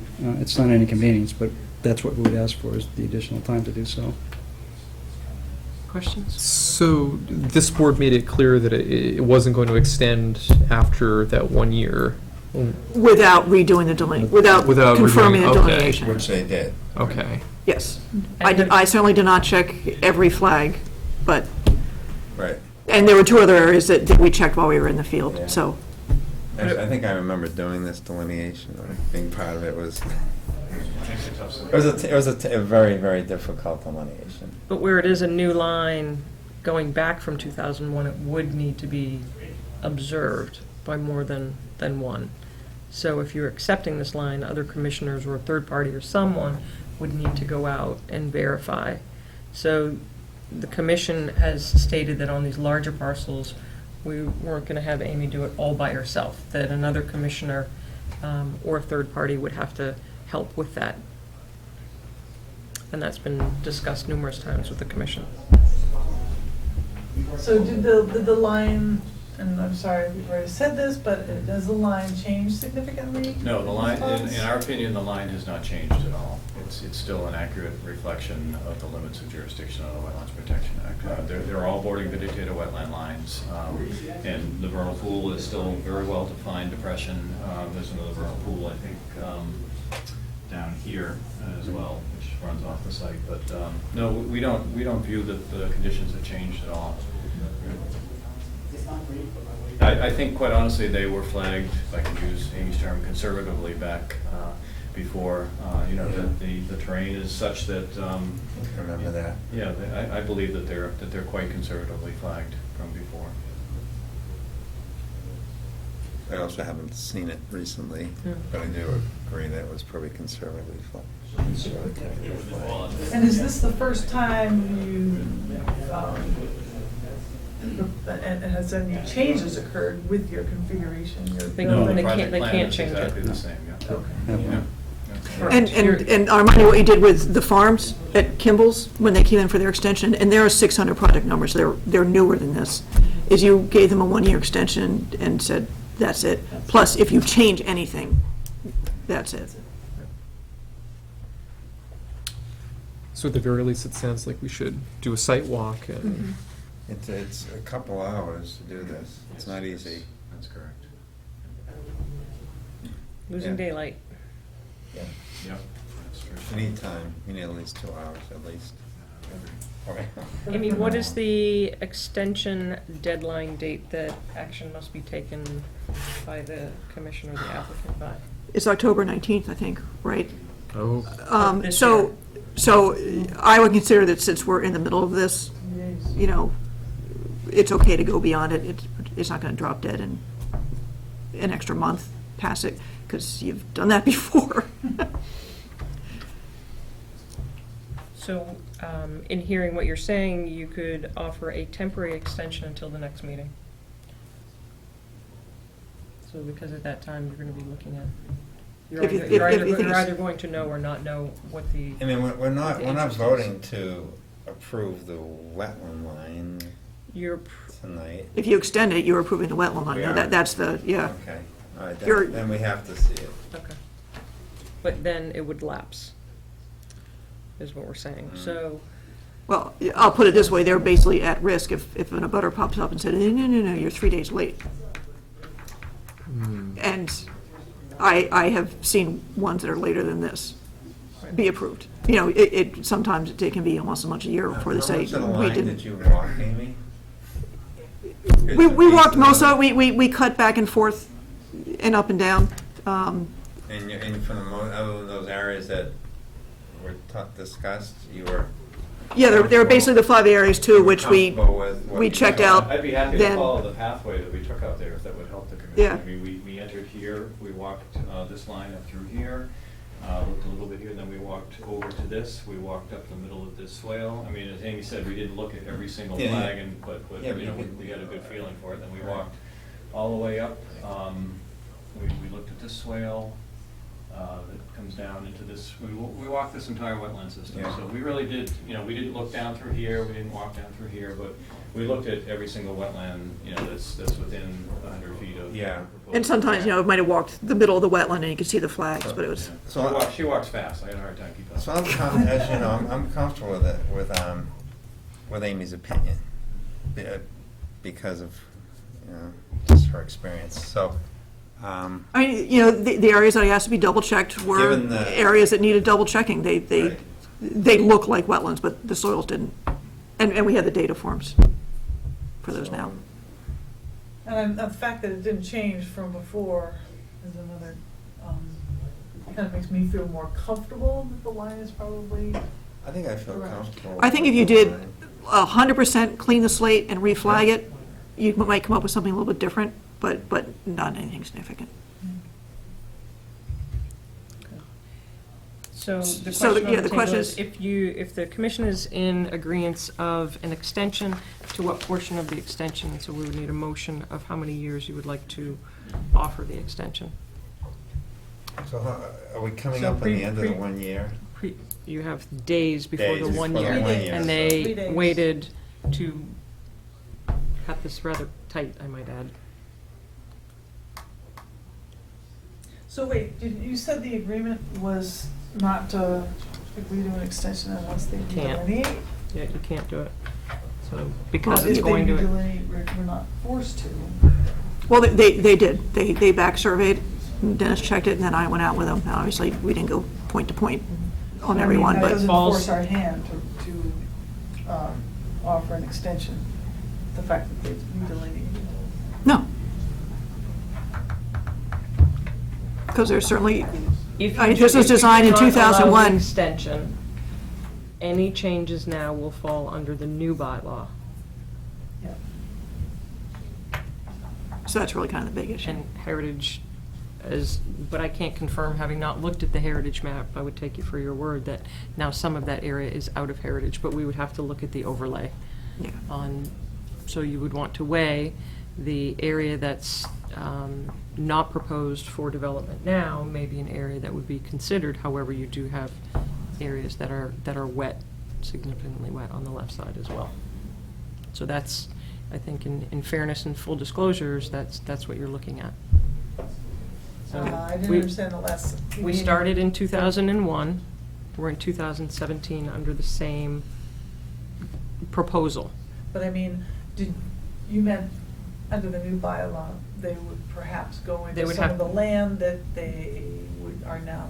Well, you would be a give and take. They would now have to adhere to the 50-foot, which some would come out, but it may be that they would look to develop land that had been in the preserved area. Such as the upper left-hand corner or something like that. So, but The that, portion of Hilberg parcel, that is the NHSP land? no, I Is think that, that's, or is it A portion of it a is. portion of it? Correct. Yeah, it might be good to show that the Yeah. 11 plan Do with that, conservation restriction. It's a nice piece of land that's. This is a figure right from the CMP that we have. do you have the Heritage. new heritage plan? On a big board, I do. Thank you.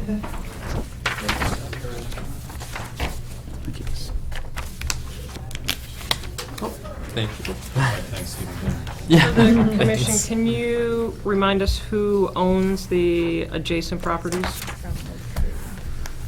over here? Who is your butter on to the? I don't have that information readily available. It's all wetlands, BVW. And like I said, there's the condominium complexes there. Some are butters on Hill Street. You forgot where we are in town. Oh, I know what this is now. Clusters, squares right there. And that doesn't have the old one on it, but.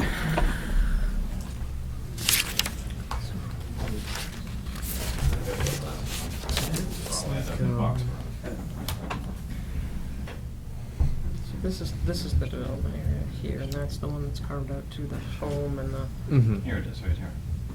So this is the parcel right here.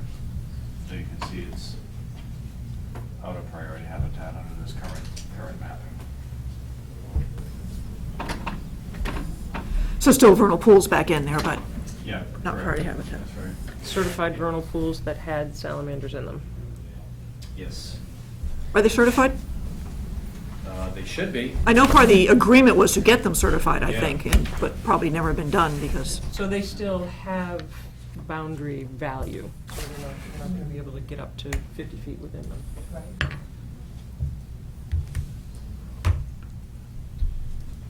Yeah, actually, they would show the asterisks here as certified, yeah, so they are not shown as certified in this. if I recall, I think the order of conditions was that Yeah. upon construction, get them certified. Right. So it just hasn't happened. So they hadn't happened because they haven't constructed yet. Okay. So what would the commission like to do? So we have to weigh your decisions. I think, you can go ahead. Everybody, My preference what are would some be- of your options? Well, I think we should stick to what we said last time and not approve an extension if we said that was gonna be the last time. That's not what you said. You said you were not going to do any more extensions until they made sure the wetlands hadn't Right. changed. Well, that's why I Hadn't asked changed, if yeah, it hadn't forced our changed. hand, if they redid the delineation, would we then be obligated to? No, it doesn't force your hands, No, but right. the reverse isn't, yeah. Andrew? I think I'd be comfortable doing 1 year, but with the stipulation that after that, no more extensions. You'd have to file with us a new notice of intent. Okay. What are your thoughts? I mean, I think it's, as you said, not having Amy be the only person to go out there, comfortable with the year, but yeah, either going forward with the new NOI or making sure that the rest of us are out there. I definitely support an extension. I'm unsure of the length of time, definitely not 3 years. I'm a little bit concerned about, we've gone another year and we're still not sure about the development, who's gonna be coming in, when you're gonna start. I'm just wondering if a year is, do we do 2 years or we do stick with another year? I think I'm absolutely comfortable with a year extension. I'm just not sure if a year extension is gonna get them what they need and then they'll be back again. Anna, your thoughts? I again would prefer not to settle with continuous extensions. I think we need to draw a line somewhere. If we said we'd only do a 1 year last time, I don't know why. Yeah, but with the, they went back and reaffirmed the wetland delineation. We could resubmit with that new plan. Andrew? I think I'll stick to my 1 year and no extensions after that. Okay. Your thoughts? Kind of the same, yeah, I mean, 1 year is fine with me, but I think that we do need to get out there. So, Can I also, do you have a sense, is this meet the current DEP stormwater guidelines, requirements? Yes. With the exception of recharge, which is feasible, obviously the recharge is the biggest change in all the treatment standards from when this was originally permitted to now. It is feasible, the soils out there aren't favorable, but it would be feasible to do that. Also, the parking areas are considered a level, so some of the pre-treatment would need to be increased to treat the 1-inch storm. So sediment forebase would have to increase slightly, but that would be pretty negligible. and none of those are in resource areas? Any of the, if we were to expand any? No, if you, can you flip back over to the other plan? They're in the buffer zone, aren't they? They must be. Right, so They're not in resource areas, but some of the, I think, can you just point to some of those? Because, so this is a good point for the commission, that then you're still in your original bylaw. so we, here next to each resource area, we have the 25, 50, and 100-foot buffer. I believe this plan, with the exception of wetland A, which this connection was requested during the approvals as a safety fire access connection between two areas of the development. Everything respects the 25-foot no disturb, and the only disturbance within the 50-foot buffer is miscellaneous grading and then grading for the detention basins. Right, so when you look to expand to fulfill the requirements of the stormwater, where would those areas be? And are we then in the 25 or the 50-foot area?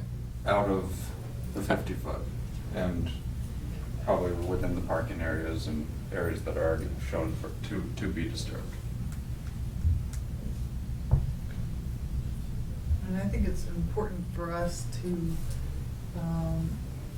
especially if it may mean that they're going to be under our new regulations, I think it's important for us to respect the fact that we said last time that we would only give them a 1 year and draw a line in the sand. Right, because this does not fall under the new current bylaws.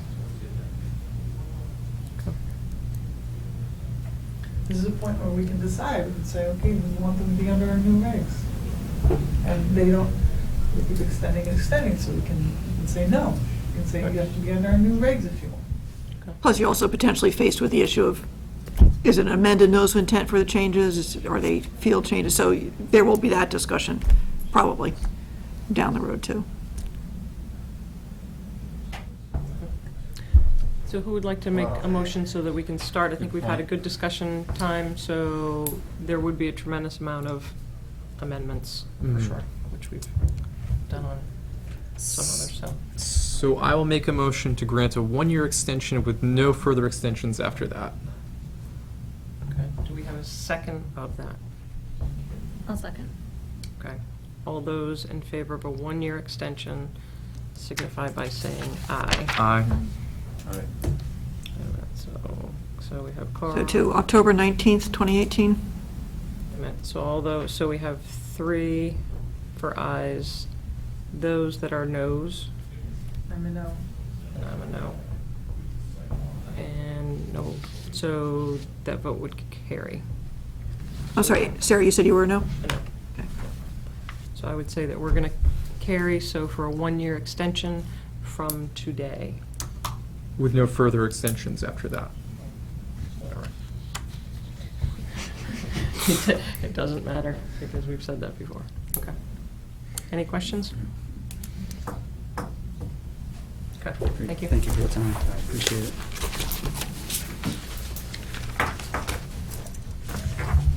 Okay, we're now going to go to our 8:30, which is enforcement orders. Do you want me to mail this to somebody, or does somebody want to pick it up? So DEP 204772, specifically to Lot 7 and Lot 30.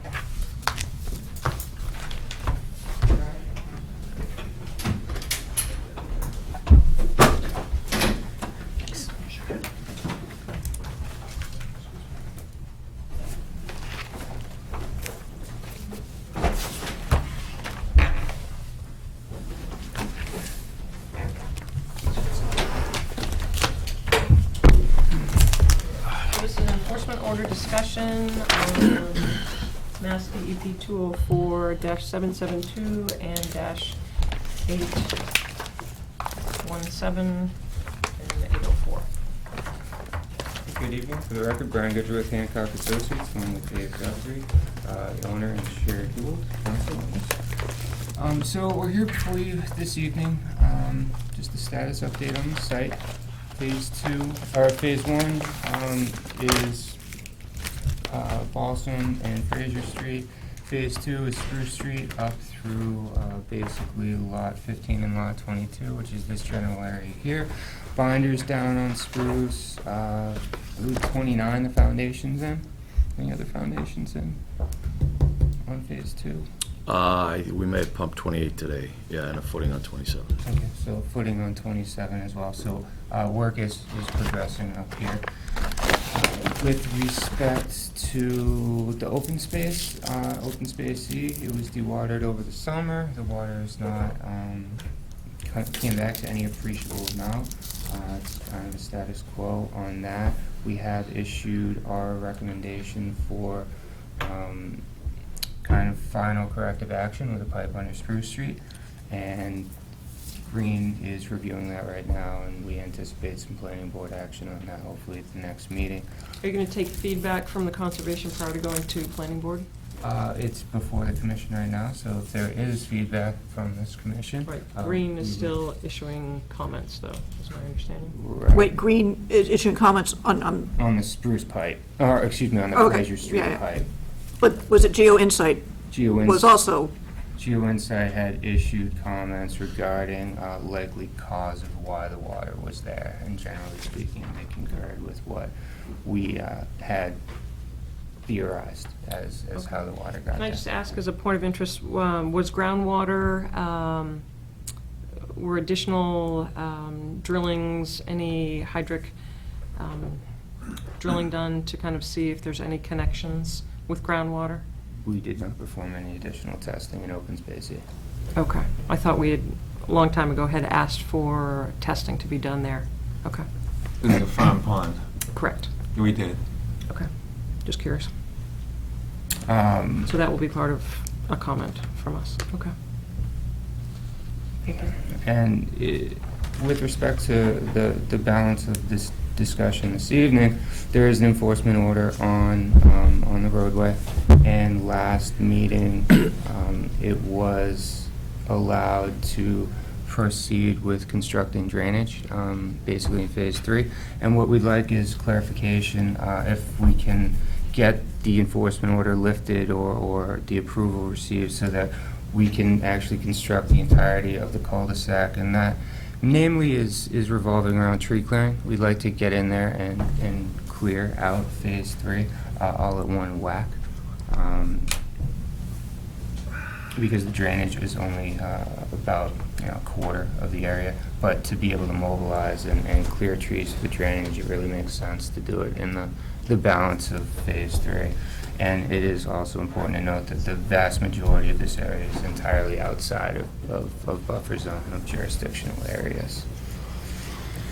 So I think if we go back, and I'm just trying to remember because the discussion was quite some time ago, when we first addressed the movement of clearing for phase 3, we had discussion of drainage and how we were cautious of vegetation going down and anyway inhibiting anything that was going down in the established development. So can you kind of go back to where we left the last conversation and how that has changed now? And the owner might be able to speak to that a little bit.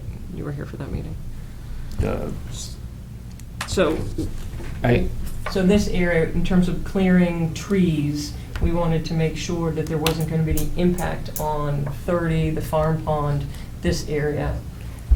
So topographically, this is a low-lying area in the middle, so they're not related at all. Okay. So a tree clearing here would have no bearing on what's happening in open space here. The high point of Spruce Street is right around this area, and then it dips down to a low point here, and then it goes back up high. So the intent of getting the drainage in would be mitigating the entirety of phase 3 with infiltration basic 5. And a also swale. road drainage, nothing comes down from there. Everything's coming back the other way. Or is there? The low point of the catch basin's right here by lot 21, And where is the discharge? is infiltration basin 5. So Because totally those were it's- some of the questions yeah. that we had before. We wanted to make sure that we weren't sending water down Nope. through the road or through the drain down into the areas that aren't yet stable. Correct. If I may, a discussion came in, and forgive me if I don't remember if you were here, Sarah, but was to bring from your initial release of Spruce was to station 1010+00. This road from here down pitches. We're currently using this temporary basin here in lot 22. Our desire was to get to station 1200, which would allow us to tie into this. We're having trouble getting a crew to come in to do this little piece, including the tree clearing. That's why we want to come up here and proceed with the rest of it, so we've lost our site guy. Wait, tie into a new basin? So this is infiltration basin 5 that is yet to be constructed. This entire component from here forward is independent of this section. Correct. So the low point of Spruce Street is right where my hand is here, and there's a series Oh, of this catch basin basins. right here? Yeah. Exactly. That's the drainage that we had asked. Oh, it's and- in the and open received. space? Part of it is. Oh. So that would be, it's not constructed at the present time, that would be constructed After tree clearing. So we gotta get in there, prior cut to trees. anything going on with the houses, so that we can make sure that that's gonna work. Oh, yeah, we would need to build this entire road, get it paved, and then bond it before we'd have any lots released. That's the mechanism through the planning board. Right, I think where we need to be judicious that we know that the soils and the compaction rates and everything that we've gone through in some of the other basins is gonna be built appropriately. So that, I think my concern would be, I'd certainly feel fine to go ahead, let you clear, start to get that work done, but that basin needs to be built and get established, make sure that it's going to work before we even go forward to turn anything else on, just because we've had challenges with soils out there. I think that's the intent of the construction phase, and get in there, Yeah. clear it, install drainage, and then it would be proceeding with roadway. So just, do you mean clearing all the house lots as well? Correct.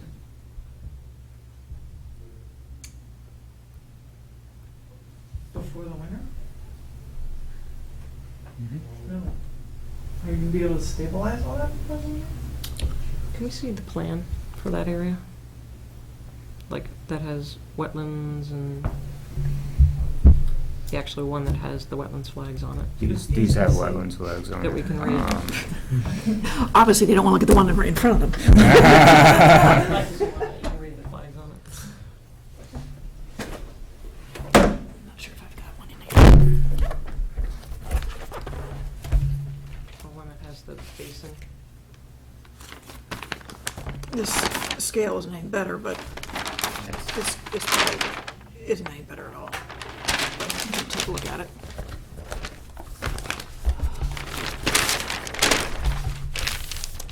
So it's the same plant, just without GIS on it, obviously.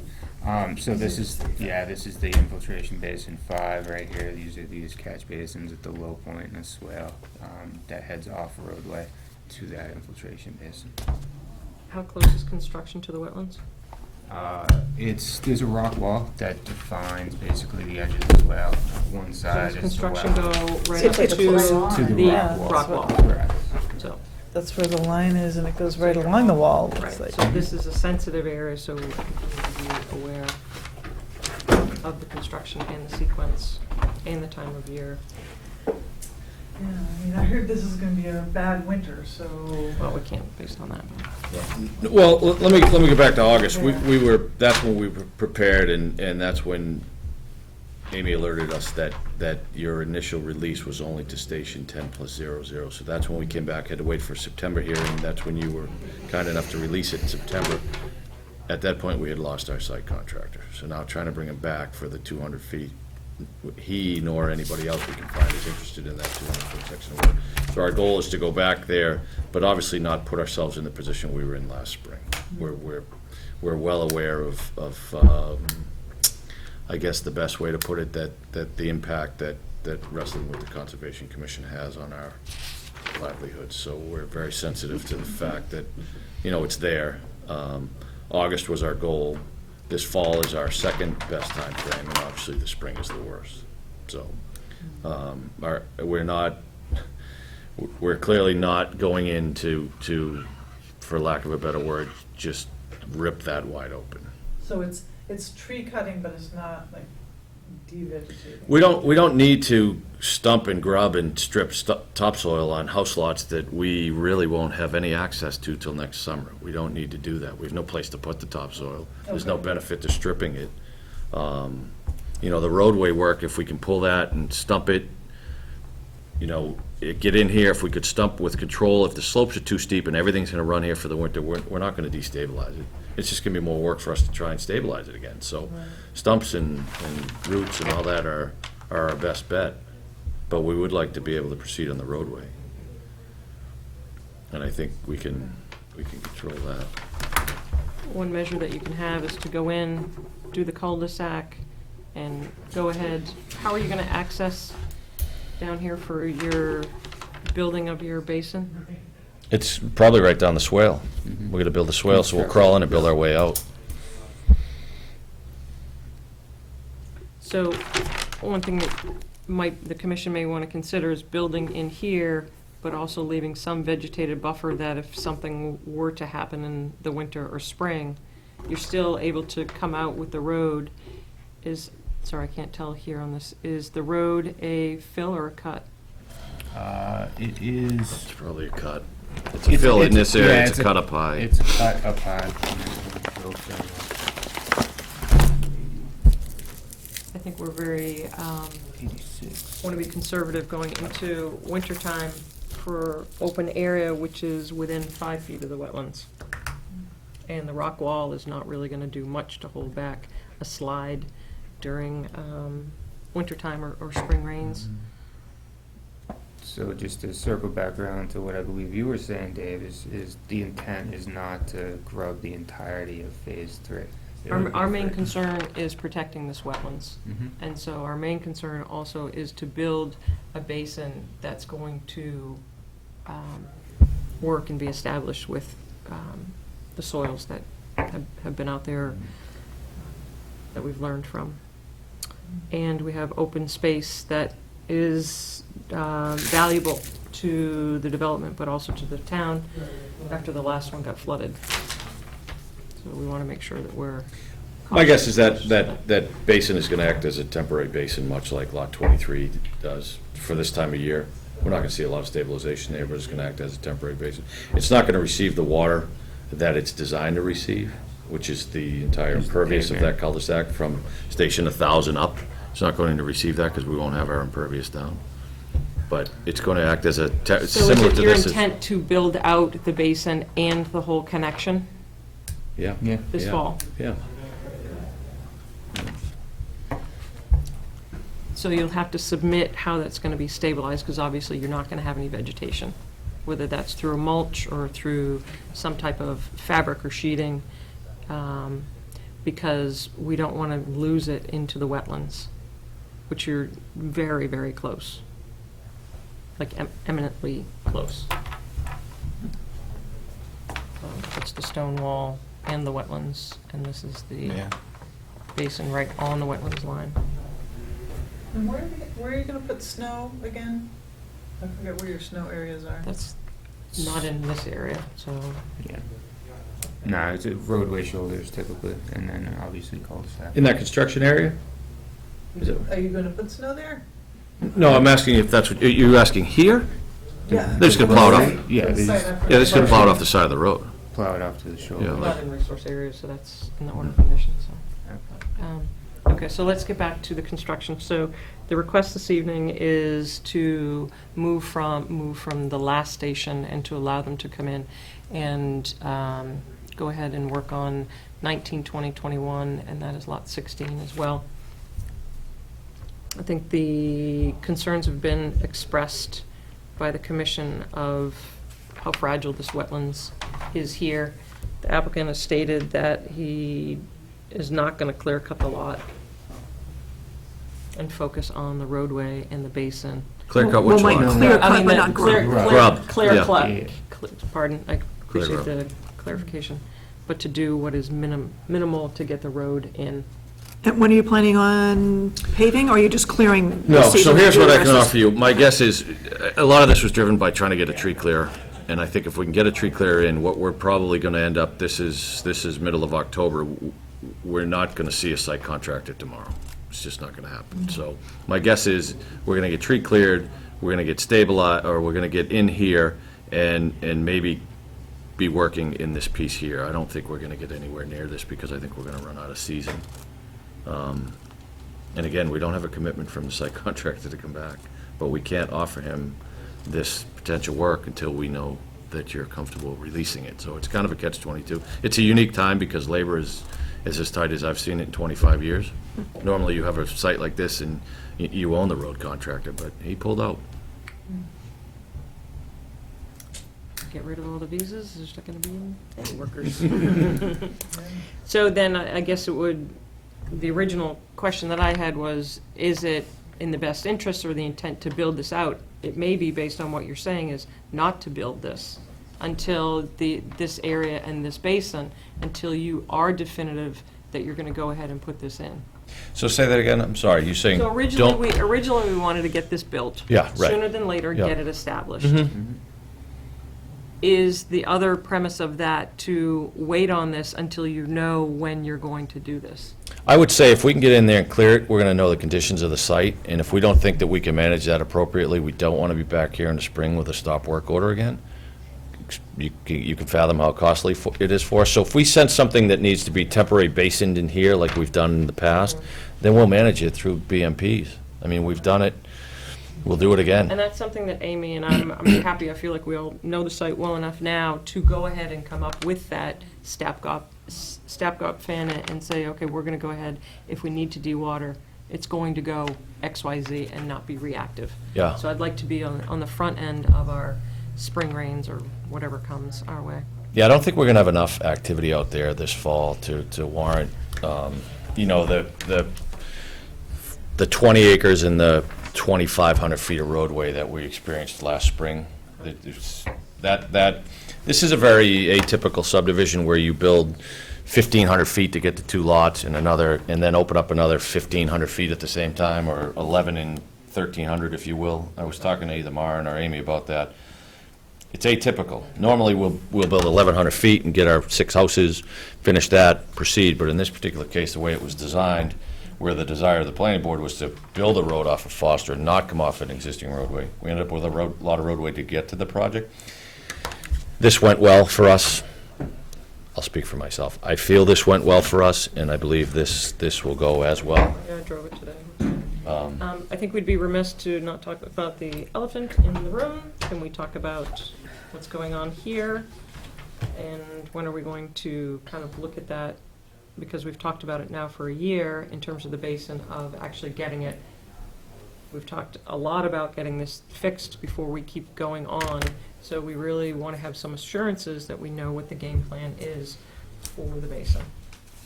So the game plan is, every time we draw it down, it either rains or fills up. I think if we have a site contractor on site over here, we can draw that down, and my guess would be muck it for the winter. It's draining. It drains for us. It drains a little slower than everybody would like, but without a question, it drains. No questions asked. I've seen it. But if we freeze, it's going to drain even less. It's going to be miserable. So the goal is to pump it.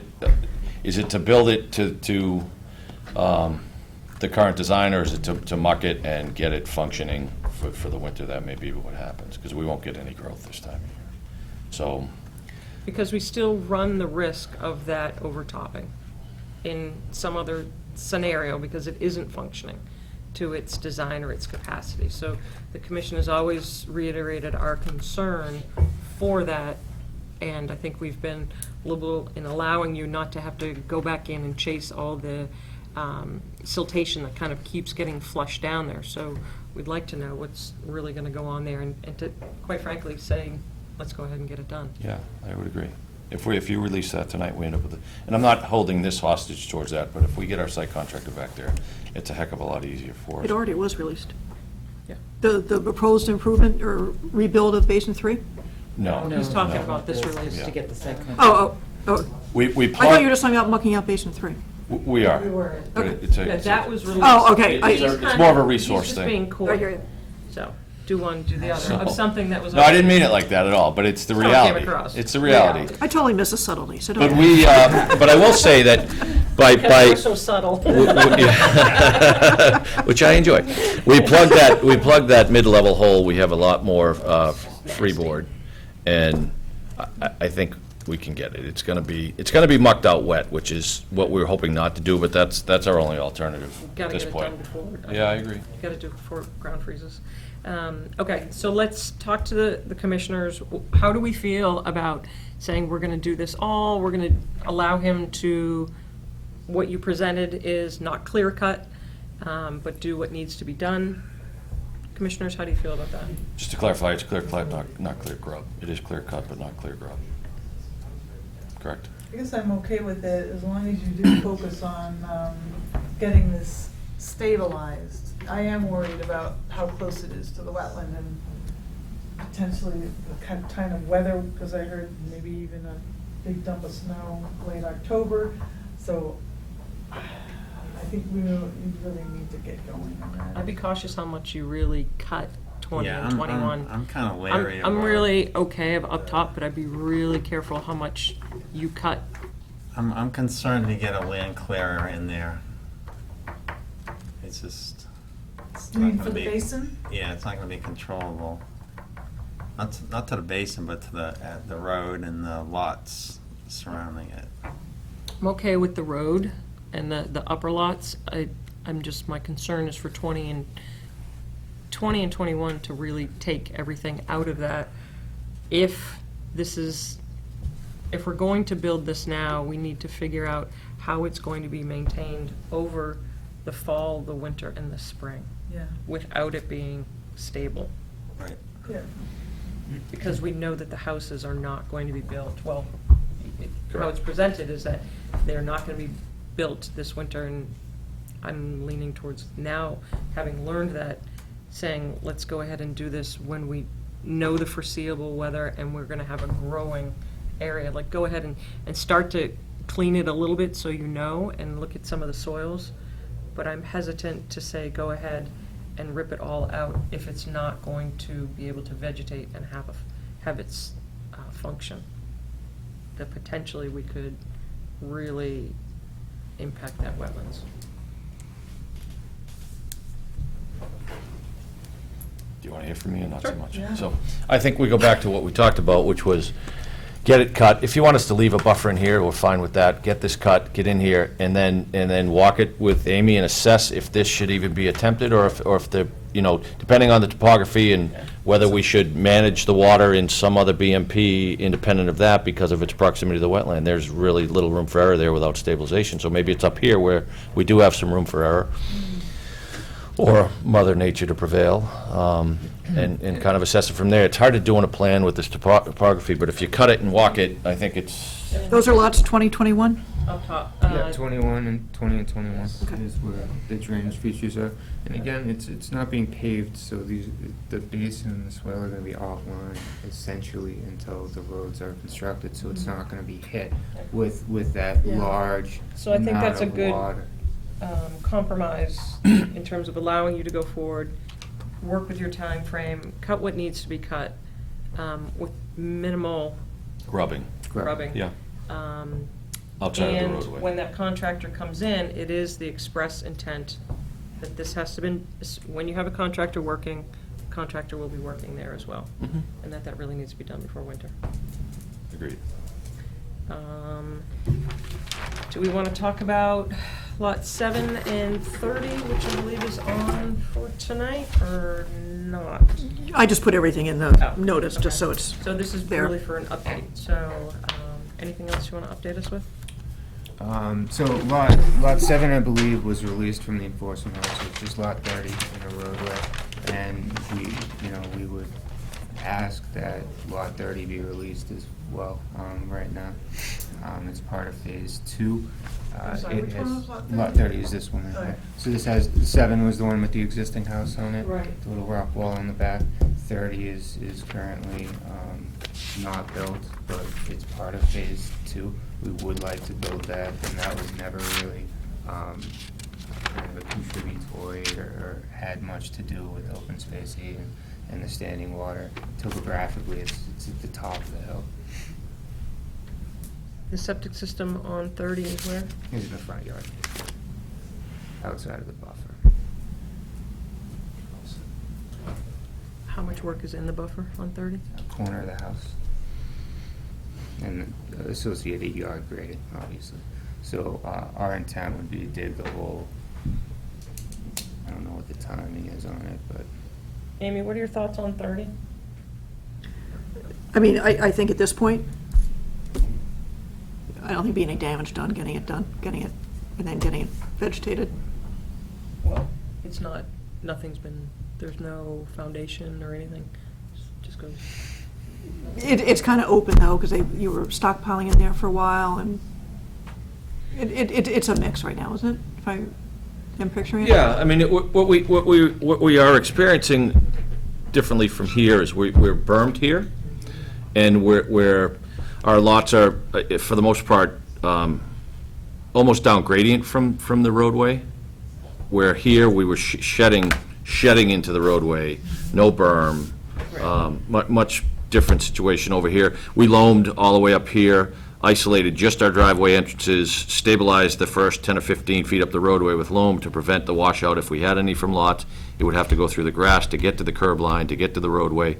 It's just different, and I think if you're able to take a ride through there, you'll see that it's a different scenario than this hill shedding, and it's provided much better site control through things that we have learned and implemented, and also the condition of that particular piece of the land. We in favor of releasing 30? Yeah, I'd like to make a motion to lift the enforcement order on House Lot 30.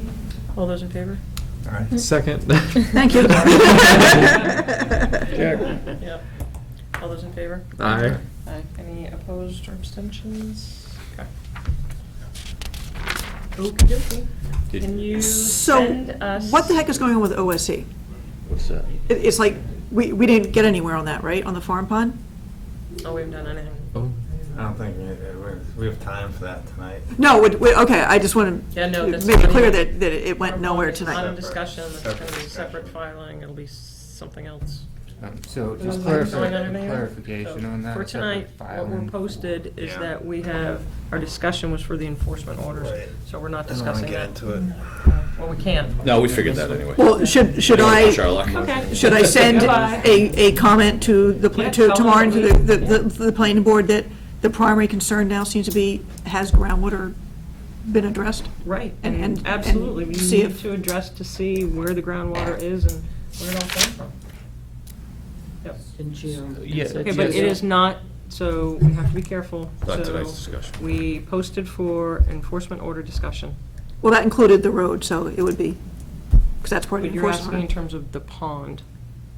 The pond, But we don't, well, actually, I guess that's true. it's under review as well, so Yeah. I think we've made our comments known in terms of expectations of groundwater.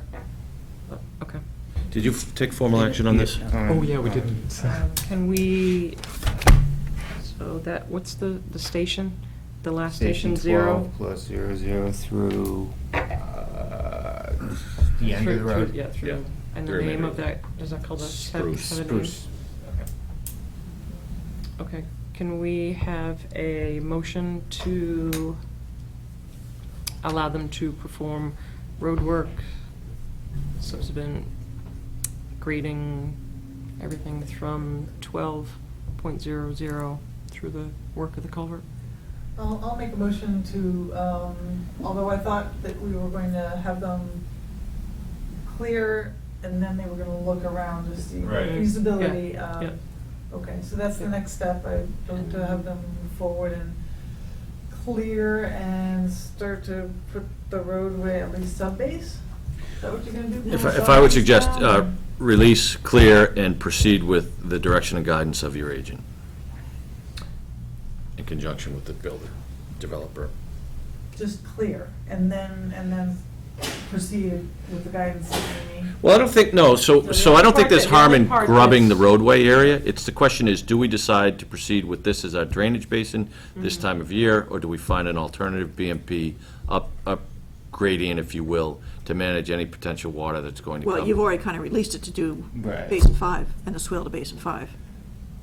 I would agree with that, but I think we're revisiting because of the time of the year. You did release it, but your release was based on the fact you thought I was going to jump on it in September. This is now mid-October, and I think we've discussed, and I think we'll honor the discussion, that we're going to review the construction of this based on its topography and the time of year. I guess I want to know what you're going to do with the road, though. You said you're not going to pave it, but are you going to put sub-base? Are you going to, how much are you going to do with the road? What I believe we're going Try and to get get as done much is done as you grubbed can. here and this piece built is what would be my guess, not paved. I don't believe we'll see any paving this time of year. I don't. So, just release that area for clearing and whatever you can do for the road. And then on the advice of Amy, move forward with the basin. Minimal clearing in the area of the basin and readdressing based on Amy's support. How's that? Yes. Try to keep it. Yeah, are we clearing this basin and not grubbing it per se, or? I think what we had mentioned is that you'd go in, kind of start to look at it and start grubbing up in here and really get a feel for the timing. But the trees are down and at the that point, trees yeah. and Okay. see. All right. So we're definitely So the trees are allowing down, you the grubbing is, to see how far, if you want to go Yeah. ahead and build it or not, but Fair yes. enough. Because you were thinking of leaving a little buffer there of vegetation. on this, up here? Yeah. Definitely. On the Yeah. left side. Yeah. Is this up gradient, or is it? Yeah. The Okay, whole thing goes It down. goes Okay. down. okay, yeah. Second Yeah. on that motion? Let's see if I get that right. So we have a second. All those in favor? Aye. Aye. I'm sorry, who seconded? Yep. You're not the one that has to get it right. I was going to say, I never said that. The burden's on me. All right, there's no oppositions, that was unanimous. Okay, thank you. Good, thank you for your time. Thank you. Next is public hearing at 8:45, notice of intent, 119 Russell Street, R 18-2, redevelopment existing commercial property in the buffer zone. Mass DEP number unknown. None yet. How can that not be yet?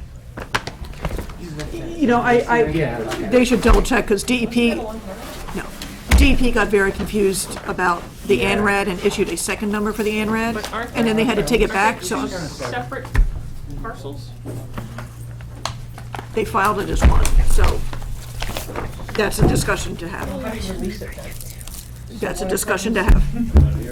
I guess you guys are gonna have a lot of answers for us.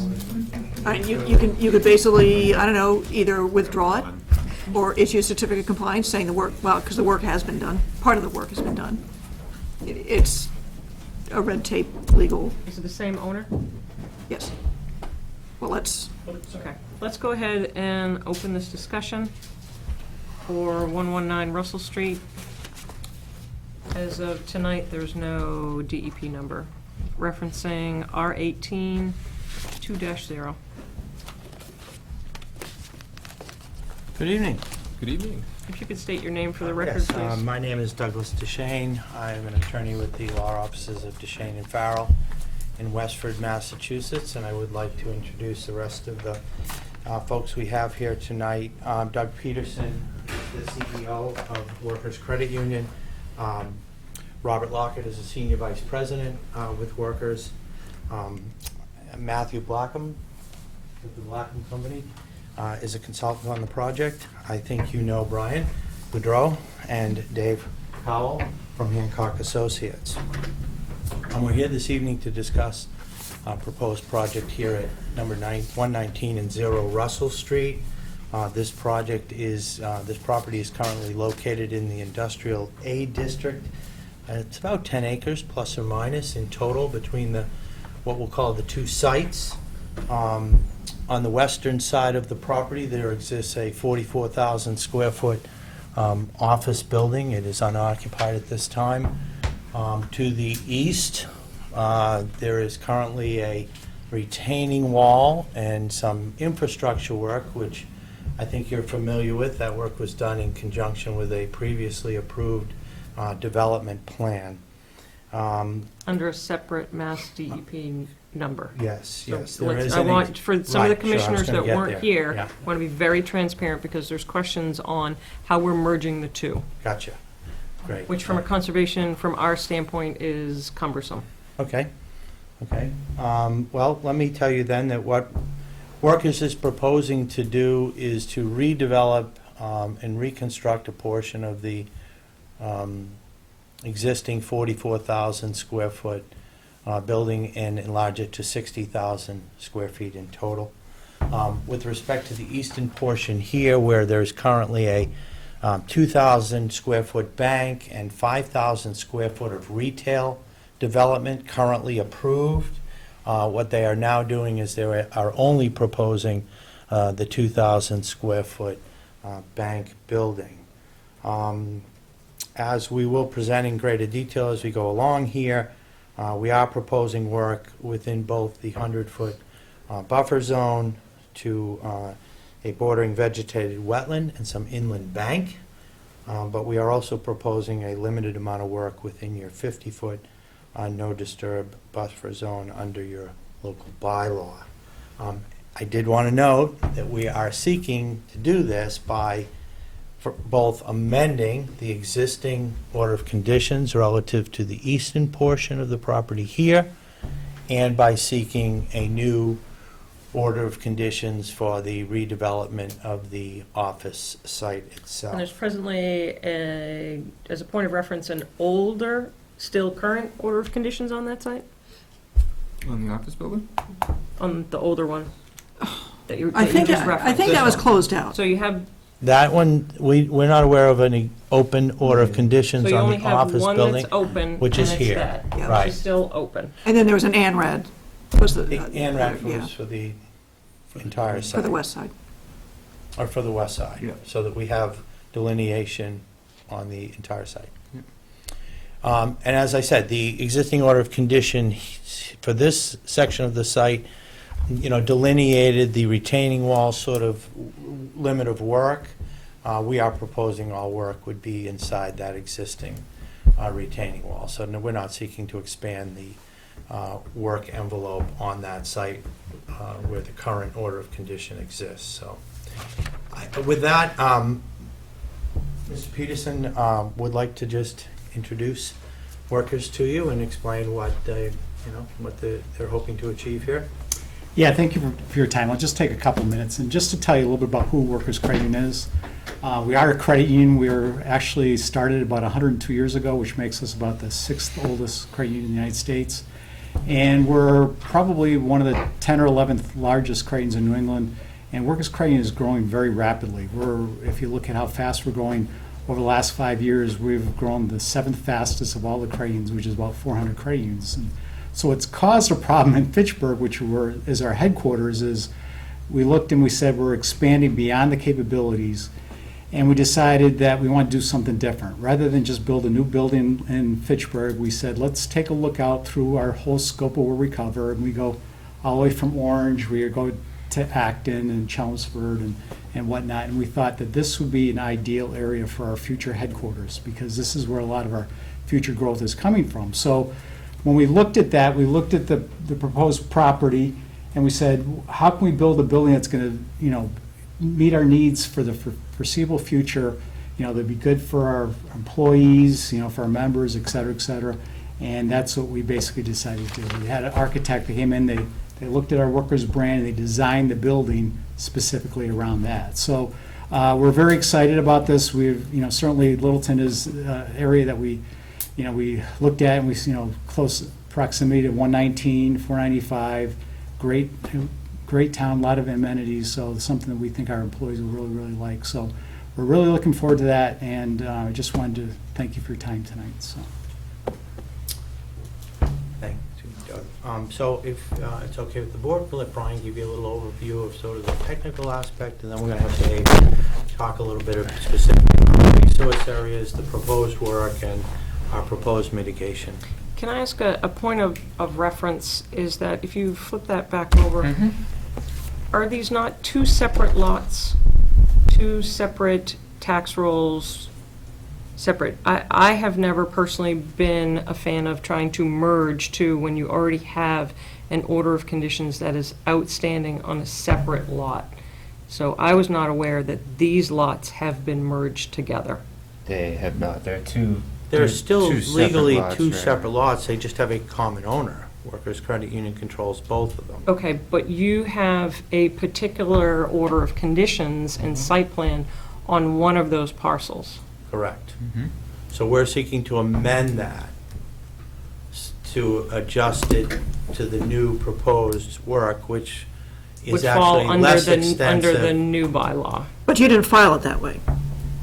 We It filed. was filed as one notice of intent. Notice of intent for this parcel and amending the notice of intent on this parcel. So we broke out the fees as well.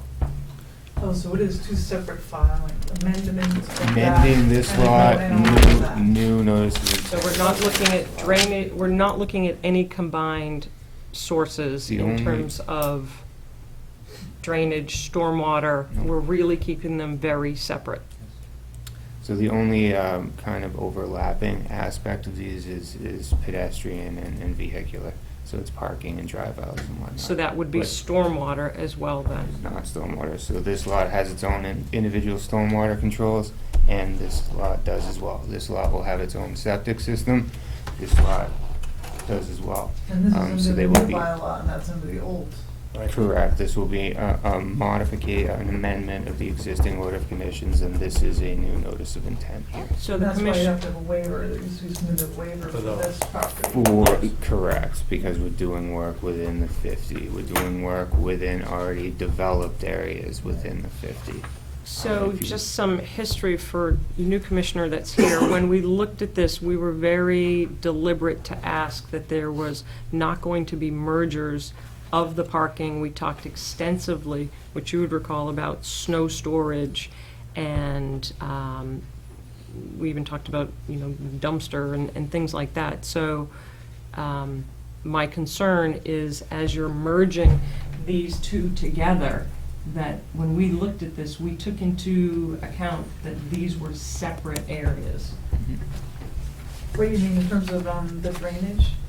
Well, even just, properties? because we had the challenge of the landscaper dropping off things onto the other property. There were concerns of the merger of the two together, and so we purposefully, with the applicant, when they came in, really talked about, we're looking at this particular building, even when we walked through as well. Although now that they're a single owner, maybe that disappears, the concern. Or is larger. What were the underlying concerns about So you have a having two loop road sides? now going in, so that's an entrance, and that's going out. So the parking obviously is going to change. This is significantly going to be amended. Or is this what's going to be? This is the proposal that's before the So commission. do you have an overlay of what is approved and what is being, I don't have an overlay. I do have the approved plan. because the parking would be reconfigured now. Correct, the parking would be The reconfigured. entrance would be reconfigured now, correct? The entrance is maintained generally where it is right now. So if you Generally look- or maintained specifically? Generally. So if you look at the outline of these two buildings on this plan, that's these two buildings right here with the drive aisle in the middle and the drive aisle in the middle. It would have shifted not, a handful of feet. It wasn't a drastic change. The curb cut was here, approved previously, and it's generally in the same location. Stormwater, there was an infiltration basin in the front of this building. There's an infiltration basin in the same location. The septic system was on the right-hand side of the lot. The septic system will be on the right-hand side of the lot. Essentially with grading, it's a natural grade break in this area between the two projects, so stormwater is not, so stormwater is not crossing between the two. They really are two independent sites, even though common ownership and So why common not treat them layout. separately? Like really go ahead and make the amendment to that. And so do you need to have both of them conjoin? So now you're going to be looking Yes. at Well, how now- you're going to deal with that cut or that rise there to bring the two properties together with the parking lot? I don't quite follow that. So, you talking about grading Well, all of that's in the resource area. within the buffer, correct? Yep. What we've essentially done, as you can see, the two brown buildings proposed are currently approved, which is the 2,000 square foot and the 5,000 square foot. Parking was to the rear. We've sort of flip-flopped that because now we're only building a single 2,000 square foot building. We're eliminating the 5,000 square foot building. We've moved the parking to the front. And we're maintaining that retaining wall that exists today. And the building footprint hasn't changed. The building footprint is different. One smaller building. It's one 2,000 square foot building But instead of. the only thing I've seen in the application is one notice of intent, which means if we went with this one notice of intent, that old order of conditions is gone. You'd have So if you start want to all over. amend the order of conditions, Correct. we need to fix this filing. Okay. This is just one notice of intent for the whole thing. Well, let me ask you this question. Would the board prefer it that we do it as a complete site, even though the systems and the design have maintained, their individuality? We're not proposing a single stormwater system. We're not proposing a single septic. We, in some ways, although it's one organization building this as a, so we have sort of a co-joint project, from an environmental build perspective, we've designed it such that each will maintain its own, characteristics with respect to the stormwater. And as Brian said. So each would have their own, like O&M and, You need to figure this out, because I'm also not clear that if you wipe out the existing order conditions, all of a sudden you have the 50-foot no disturb area. Right. Now, they've already put in the wall, but you're still doing work.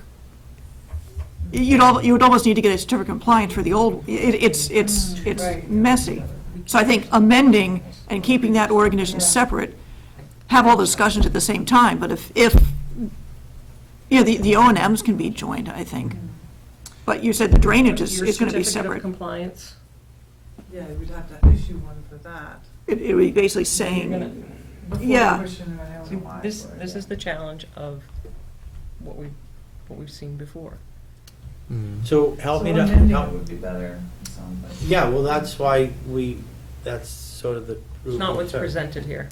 So I guess you, in your submission, you. I just have, the only thing I submitted was a notice of intent. There's nothing in here, and it should be a separate package about amending the existing order conditions over there. We can So issue I know it'd be an a- easy enough thing to, We can issue a yeah. letter, absolutely. Yeah. And we did calculate and pay the fees in that regard, the way, as if it was. To amend. To an the amendment existing. and then a new notice of intent. well, because all it says is one for controlling vegetation and one for building site development. For this lot. And then we paid the local fee for amending the existing order of conditions. That was a 787, well, okay. We can break this down, but that's, You and I were yeah, back and forth yes, on that. yeah. So in terms of discussing the project, I think it would be easier to discuss the project as a whole. In terms of the filings, I think that the amended order of conditions and the new notice of intent for the office parcel was how we had filed it. It was our intent to do. Where are you in flagging the wetlands for the new portion? So we filed an ANRAD over the summer, and we have an ORAD issued on that parcel. So we've already gone through the exercise of delineating, and Amy walked it, and the ORAD was issued. So this is the original wetland line. This is our wetland line that we had just defined a couple months back. So the double dot is the 50? Double dot's 50. And that's the single dot 100, is right? the 100, correct. Do it the other way around. So Brian, why don't you talk a little bit about what we're proposing to do? Okay, so taking a step back, I guess, we have a bank and an office building. The office building is going to be expanded from 43,000 square feet to about 60,000 square feet. In which direction as we look at it? It's going to be expanding in the eastern portion, north and south. So we're basically holding the back line of the building and extending the building out, and then adding some facade elements. And if you take a look, I don't know if you can really see it, but they're on the renderings are. Actually, I don't know if you can see it from that angle, but this varying color, see the sort of this? Yeah, the existing footprint is kind of this darker gray. You can see the roof line underneath the image, and then the straight brown are the areas that are the building will be expanded. And there we go. So the expansion areas that are here in this back corner, Brian, is this side of the building? And that whole side of the building. And then there's two elements here and here that are actually infills to, I don't know if you're familiar with the current architecture, but. Yeah, so it's essentially, it's taking what is a half-story, second story, and making it a full two-story building, and then expanding the footprint to get the square footage that workers needs to allocate it for their corporate headquarters. Now, additionally, on the site, it's currently just a big parking lot. With respect to stormwater controls, there are none right now. Essentially what happens with drainage is the entire roof discharges to a pipe that's located in the wetlands. There's a catch basin on this side of the parking lot and a catch basin on this side of the parking lot, and both of those just have pipes that go directly into the wetlands. So what we're doing as a part of redevelopment are two real critical aspects. We're decreasing the amount of impervious area on the site. We What percent? It's about 8,000 square feet. In the buffer zone? Within the buffer zone, correct. So within the 50-foot buffer, we're reducing pavement by 5,928 square feet, and we're increasing the building 2,051 square feet. So a little portion of the building is expanding within that area, but this entire And how much of the 2,000 expansion is in any of it in a buffer zone? that is in the buffer zone, the 2,051. 50 foot. Is in Within the 50 foot? Within the How 50, close? Correct. Are we on the 10, 20, 30? Yeah, probably 30, 35. Brian, So we our can- closest point is, even with the addition, is the closest point going to still be the existing building? The closest point will still be the existing But you're building. expanding, so it's, doesn't matter what the existing is. I think the existing shortest distance was, I think, 36 feet to the wetland resource area itself. And if you take a look at the parking area, what we're doing is we're relaying out the parking lot to be more efficient. Essentially what happens is there's an entire drive lane that no longer is required. So we're taking the edge of pavement that exists today and we're pulling it away from the wetlands by 24 feet, the width of a drive aisle, and then we're using that as the new limit of the parking lot. Now, in terms of stormwater management, it is redevelopment, but we are bringing the site into full compliance with all applicable stormwater management standards. So we're providing full volume for recharge, we're providing full treatment for the entirety of the impervious areas, and we're essentially reconstructing these 2 points of discharge so that we're putting water into the ground and we're treating it appropriately. As I had touched on with respect to the Have you septic looked at systems. changing the points of discharge instead of just upgrading it? The way that the site topography works out is these are the lowest sections of the site, so they lend themselves to be the point of discharge.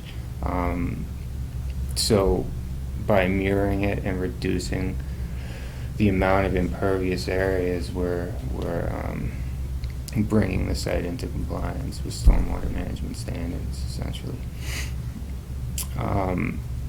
As I was saying about wastewater, there's an existing septic system under the parking lot. That existing septic system will be expanded for the additional square footage of the building. What was proposed previously was a septic system on the out parcel for the bank, and that is going to be maintained as well. So this will have its own septic system, and the office building will have its own septic system. So where will the new septic system be? So right now, the existing septic system's in this general area, and we're just gonna expand to the east of it. Right now, Have you it's done testing for it's a the pressured. The testing was performed as a part of the reconstruction, so this septic system's only about 10 years old. And it's a pressured dose system, which lends itself towards expansion rather nicely, which essentially what we'll be doing is extending the pressure dosed field to accommodate the additional square footage of the building. This septic system has a design, and there's significant testing that was conducted as a part of But that's already this approved. plan. And that has already been approved, so we would just be modifying that essentially. So you're modifying the one that's already approved? The septic system, yeah, because we no longer have 7,000 square feet of retail. So you're and building. reducing it. Exactly, Right. we're So gonna make the system difference between smaller. modify and reduce, yeah. We're gonna make the septic system smaller. In terms of landscaping, we're proposing a nice large swath along the frontage of Russell Street to buffer the site from abutters in the roadway. We are proposing a little bit of grass pave on the loading dock and a few of the edge parking spaces, essentially. And Yeah, I was curious about this, right, in the within the 50. so there's an existing parking area right now, and essentially what we're gonna do is we're gonna rip out the pavement, we're gonna put in grass pave in this location here. And for the loading dock as well. So we'll be taking out that pavement and installing the That'll product. be an upgrade. Kind of nasty back there. A long time. So, site design, again, so we have two points of discharge on the parking lot. We have a roof that's being, currently just has a pipe that goes into the wetlands that we're now gonna be putting underground. We're reducing impervious areas, and namely, it's the impervious areas within the 50-foot buffer. We're really trying to pull development of the site away from the wetlands as much as we can and be sensitive to that. And I think that kind of lends itself to a discussion of vegetation and the resource areas. Dave, if you'd like to dive into those pieces. Sure. Oh, yeah, I appreciate it, no worries. Well, one of the critical components of our application and waiver requests is that we're proposing the select removal of a couple of mature trees on the... Go into the 50. What's that? Oh, proposing the select cut of a couple of trees on the opposite side of here. One of the essential And components... there's a map in that package I sent around. Yeah, in the waiver request package. One of the absolute essential, and this is a critical component for this to be considered as a site for the headquarters for Workers' Credit Union, is line of sight exposure to 495. In the existing condition, the line of sight exposure facing the southbound traffic on 495 is, they have a pretty good view shed there. However, the 495 northbound traffic is obscured. And we are proposing to selectively cut 3 mature trees on the opposite side and mitigate for those via invasive species management. We're proposing to naturalize the edge of, in the existing condition, the wetland resource area behind the office building, the parking lot, is manicured lawn to the water line. And we're proposing to take back a 5 to 10 feet width, the entire distance, which is 200 plus feet along the width of here, and revegetate this with shrubs and herbaceous species along the water line to sort of revegetate and renaturalize that. And we would also propose to do some shrub and small tree plantings on the opposite side And it's strife with You're invasive thinking of species. things like high bush, Yeah. the blueberries, the High bush blueberry, pollinators. yep, high bush blueberry, shrubs. maple, We want to be yep. we're very deliberate of where we Yes. are now. Yep. Okay. Mapleberry, there's a lot of opportunity for species. The only, well, the downside is that, well, not the downside, but the real side is that from the wetland line, this transitions immediately into upland. So it's not necessarily that there's wetland species like high bush blueberry that are suitable for growth in the substrates there, but there's other native species like musclewood or ironwood. I think it's not coming to me on the top of my head, but in the mitigation plan, there were a few species that I think would be. So I'm assuming that when we talk from a business standpoint of removing the trees, the sight line, you're also aware that we want to be conscious of lighting in a Yes. habitat area. So Yep. it's not going to be, this is definitely under our jurisdiction. Oh, absolutely. We want to be very Yep. cautious of that as well. Right.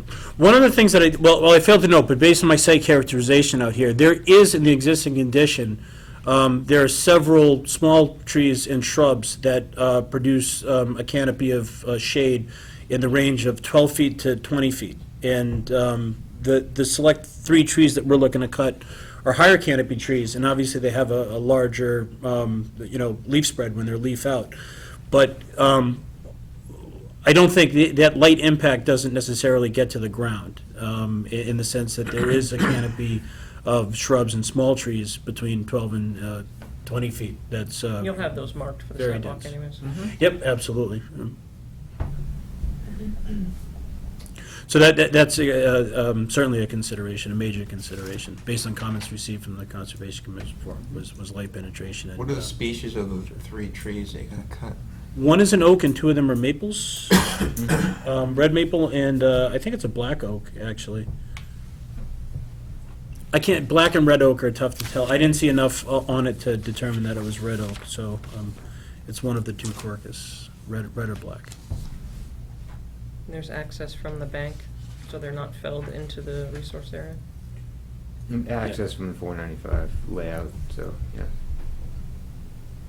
And then while we're talking about lighting, in terms of lighting that can impact the area, so in terms of your parking lot and anything that's going to shed light over into the, what we would consider the buffer zone wetlands area as well, to be conscious of that. Right. And again, with the renaturalization of the bank out here and reclaiming some of the manicured lawn to the water line, we would put shrub species in there that would provide some additional shading on the opposite side. How come only 5 to 10 feet though? Is that right? Yeah, 5 to 10 feet. I don't know, we can explore the opportunity if there's a greater width, but they still want to maintain. If you look at the wetland line itself, the wetland line falls within the manicured lawn. So right now, it's being maintained to Yep. the edge of the water line, so that 5 to 10 feet is 15 to 20 feet. When we go out there and we look at the wetland flags, you'll be able to see the naturalized buffer. And then it's just a matter of how close can we get to the building with that. There's still We an old have to fence maintain. back there. There is. What was that? In 495. Well, even though closer to the building and in, kind of like in the wetlands. No, the only I fence think maybe that I at saw the was- eastern end where it starts really getting away down there, I think there is still fence.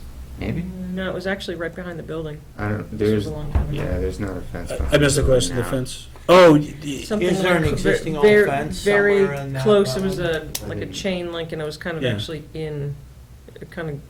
it prohibited the water to flow at times down that Yeah. channel. So it might not be there anymore. Right. But if it is there, I mean, that's another mitigation opportunity we can look at, that we can pull that and maintain a hydrologic flow. That's something that we're happy to Yeah, I entertain. think that's gonna be one of the key points to the sidewalk, is understanding the nuances of the resource area and what would be beneficial for invasive eradication, the type of plantings, the location of plantings, if there's some cleanup, additional cleanup that needs to happen. We And can are you certainly. demolishing the old building? No, they're just going up. Down to steel, so we're Nice. taking it down to the structure and then building it back up. Because you know, our waiver process involves alternatives analysis. Mhm. And I was wondering if you did that, and I'm sorry, I haven't read the waiver yet. But wondered what you looked at to see if you could push the building out of the buffer zone. So the building is in the buffer zone right now. Right. So short of taking it But if down you're and taking- moving the building. So she We brings should up a do- good point, you need to review the waiver. Yeah. So Amy can share that with you, and that's something you can bring to the next meeting. Are you at a point now where you would like for us to do a site walk behind the building? Yes, please. Or, Mhm. okay. So our next meeting is November 6th. The commission will try and set a site walk prior to that. It may end up occurring at 2 different times based on, we recognize not all the commissioners are here this evening. Okay. Is there a date and time this coming week? I can do Friday. Let's do Friday. But you guys set a day that works for you all. Anybody have any thoughts? Let's see. I can do Friday, preferably after 5:30. Well, we just have to be cautious of light. Right. Yeah. So- Yeah, I mean, I saw, dark shortly I saw after posted 5. today that, yes, tomorrow at 6 PM is Six, the yeah. sundown, yeah. Yep. It's sad, I know. I can go early on Friday, and then maybe you could join the end. It is at least a reasonably open site, so Hmm. you won't be totally stacking around in the dark. What time on Friday would work? You around Friday? I don't know yet, I'm thinking not, but Okay. you guys can Yeah. go What ahead time and works for you, schedule I it. could do 4:30. 4:30? 4:30 too early for you? Yeah. But once you come by, I mean, 5:30, I you can can at see what I least- can do. I'll try. yeah. Come catch up. Yeah.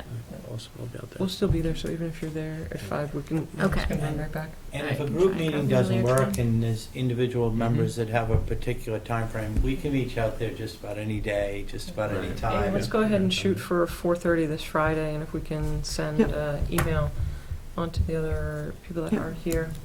Where would you like for us to meet? Parking lot. Parking lot, I think would be best, yeah. Just off So to the we're- side there. Right off to the side, so you'll come right in here, next to the existing building. Right. We'll be right there. I think it's important at some point for us to get to the opposite side. Logistic is a little difficult where we've been, you've I bet it is. walked with us. I was wondering about Just that. put, can flags be seen from the highway or from the parking lot? The If you were to flags, flag those probably, yeah, flags? I did, I already flagged this We'll be able resource to area. point- You'll be able to see the 3 trees Yeah. very You need to be specifically. marked, so. And Oh, we absolutely. can So if certainly- you Can we can, put a prior ribbon to, around those 3 trees? Yeah. we Yeah, can- the trees, I've already tied trees around all the prominent mature trees out there. I delineated the wetland resource area, so the flags are pink flag. Some of most of the mature trees I flagged with species and diameter at breast height. So we just need to figure out the 3 trees in particular that we're looking at. The three- Whereas We'll there's make other sure trees. that We those just are need to flags. put a Sure. different color on those Well, 3. Yeah. there's plenty of colors out there. Absolutely. But it's also, I think it's also important from the context of mitigation opportunity for the Conservation Commission to see, again, it is a bit degraded being on the shoulder of roadway from 495 of opportunities to either remove some of the waste invasives out there. It is strife with Oriental bittersweet in particular. We'll see that when we're out It's there. prominent. Some of us are familiar with this area.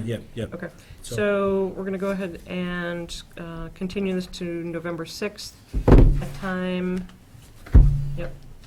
You did, or Oxbow did 1 year of vegetation management for the existing order of conditions, Mhm. but I don't know if anything's been done for this year. So we can touch base with Omni. Omni's the property manager. Yeah, so They're kind of it's middle in probably there. past the time of year for spraying, but you might want to check in on that, because they will report. And when we're there, we can certainly walk through Yeah. and check the status of that. Sorry. So, so you all, we've covered this, we don't need to go back in terms of what we need for the other property as well. Amendment? So the numbers that you have in here for change of impervious and all that stuff, that has to do just with the New. It's not the stuff with the bank, okay? Because there might be a little net So we'd change just in like that to we're there. reiterate, from the commission's standpoint, it would be our preference, unless you can persuade us elsewise, that we would like to keep the 2 separate in terms of filings. That's fine. So In the end, you will thank us. Sure. Yes. Yep. So You may not believe us now, but Right. in the end, you'll thank us. So administratively, what we'll do is we'll keep the order of condition, or the notice of intent for this property, but we can prepare a separate request for something. Yeah. amendment. And we'll work with you offline on that and get the paperwork. Okay. Right. Thank you. Great. All right, well, thank you very much. Thank you. Appreciate your time. Thank you. Okay, so we're gonna, Oh, and just one thing I want to point out is, I did talk to town council about this sort of generically, and while you're in the process of rewriting the regs and looking to change them, that since public interest is not defined currently in there, that you can use that and define it as you feel the need for something, for a redevelopment type project. So, the bar is going to be high, but okay. Thanks again. Okay, so, Good night. moving, Look forward to seeing some of you guys on Friday. thank you. Moving on to 8:50, we will see projects, modification, notice of intent, 53 Air Road, Air Liquide. Amy, can you bring us up to date on Air Liquide? yeah, so they are done out there, but as they're going through their as-built, they noticed that they had changed some of the drainage. And so I said, you know, it seemed as if, I don't know if you guys can see this. No, I hope not. it's short. Gone till 11:30. Yeah, right? We're getting there. Just hang in a few minutes, you'll be fine. As you come in, here's the main Air Liquide, and they were gonna put in this pipe that was gonna discharge to that really flat basin back here, and instead they did it so it goes in that direction. So I said, yeah, maybe that's okay, but prove it to me. So, So that document's I figure that's- 113 pages. I read the beginning of it, which was all I needed to read, which said, it's fine. it meets all the it still meets all the DEP standards, so. So what the is hell? there an So- action? So, There isn't an action, so the question of whether or not you just want to approve this as a field change. And then Field I'm going to tell them they change. should go for their certificate of compliance. I think that's fine Separately. as long as it's on the as-built. Yes. Where that Yes. pipe took a turn. Yep. Sounds good. Okay, Okay. So do you want, someone want to so move? I so moved. I'll second. All those in favor? Aye. All of us. Thank you. All right. Chase chooses to leave at the time that we're gonna talk? Okay. All right, let's move on to, property criteria guidelines and rating system for future town land purchases. Andrew, what do you have to tell us? So, I know we've talked about this in the past. A lot of people have mentioned that the CONCOM and Open Space Committee should come up with some kind of list of priority lands in town.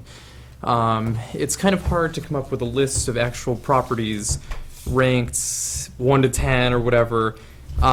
Certain people don't like to have their properties on a list, which is totally understandable. I mean, nobody wants to see their properties on a list. So at the last CPC meeting, it was kind of floated that we should come up with rather a criteria guideline for new properties that are proposed to be purchased by the town. So we could come up with like a ranking system that we could apply to a property that we were considering to buy. The qualities, yeah. So I'm going to start looking into this, seeing what other towns do, and of course we'll work with the trust, and I'd love to come up with something like that, just for future I Oh. wonder if they already, does the trust already have a ranking? No, no. I think certain things that are stating the obvious. Acton does have one. Oh, Acton. And they apply to individual properties, but it's still a ranking because you've got historic, open space, you know. Right. A little pocket park can be as important as, 20 acres someplace else, so it's got a whole bunch of. Adjacent to existing held land. Exactly, Yeah. endangered species. Yeah, so I think we can come up with a top 5 easily, but if Acton has it, be But great. CPC's gonna do that? Oh, no, we're going to do Oh, it with the okay. trust. CPC wants it done. Oh, okay, all right. So, I was wondering about that, yeah. So I'm going to look around, and at the next meeting, we'll do a little more on it, I guess. Look at Acton's. Chase. She Yep. says they have one, okay. Oh, there you go. Okay, so before we get into certificates of compliance, discussion, you want to come back to what we were talking about, or? No, I just wanted to touch base, and, I mean, my point of coming in tonight was to keep you guys informed of what was going on with that. Mhm. And I think Mr. Jeffers is the same. As far as the timing of it, I did want to address that. You know, we thought we had it all tied up, we had everybody on board, and then frankly, the town left out some abutters that, though we didn't have an obligation, legal obligation to notify, probably should have reached out to and said, hey, this is what's going on, FYI. Okay. So that's the basis of the timing on it. So you're not wrong, but the timing is a little wonky on it. But, no, otherwise. Well, I think our strategy was to discuss this evening, as part of our continued discussion, is do we want to set up a sidewalk? And more importantly, is there a need to have an official vote and a meeting just prior to town meeting? Because we do not meet again, and is there enough time to do so, posting and all those things? So let's just have a quick, reopen this discussion and see what everybody's thoughts are. Yeah, so I'd like to at least take a look at that area, because I haven't been out there. And then probably, I think, do our due diligence and meet on the night of the town meeting and try and see if we can come to some kind of consensus. I mean, personally, I feel okay about the reasoning of these two. First, the one. Well, the first, and then that they have to have equivalency for both of these properties. But this one I'm more hesitant about. Because of the corridor, you want to see the corridor? Yeah, because of the corridor, and that I'd want to see more certainty that it would be restricted to a certain size. And I know we talked about that, and the potential, you said, of having an agreement up front that it wouldn't be more than that from the owner. Did you mention? I mean, that. I will speak on Sure. behalf for this point. Yep. So, yeah, so we've had discussions. I've taken, Andrew, you were at the last meeting, so we've taken a lot of discussion talking about this for the points that Chase has brought up. The way I'm looking at this is the original request is to maintain the property. The property isn't being maintained now. Plus where our home is, there's first and foremost danger to our home. When our house is situated, we want to push it back, and we understand the first test was the 4,800 piece. That's not really what this is about. More, it's about pushing it back to give ourselves more land for our kids to play. It's a very small piece, and I can't represent the Johnson family, but they are also trying to figure out their own border because they remember the Yap families lived there previously. So our needs are the same. But the one thing I want to kind of make a point is looking at the 10-foot by 126, again, my long fence is pushing it back. It actually becomes a benefit to both the town and for us as well, because we would be landscaping that and not looking to really do anything other than give ourselves more land, because the house is just so far back to where it is now. So I know the site side is a site visit is a good piece, but the corridor itself is quite large.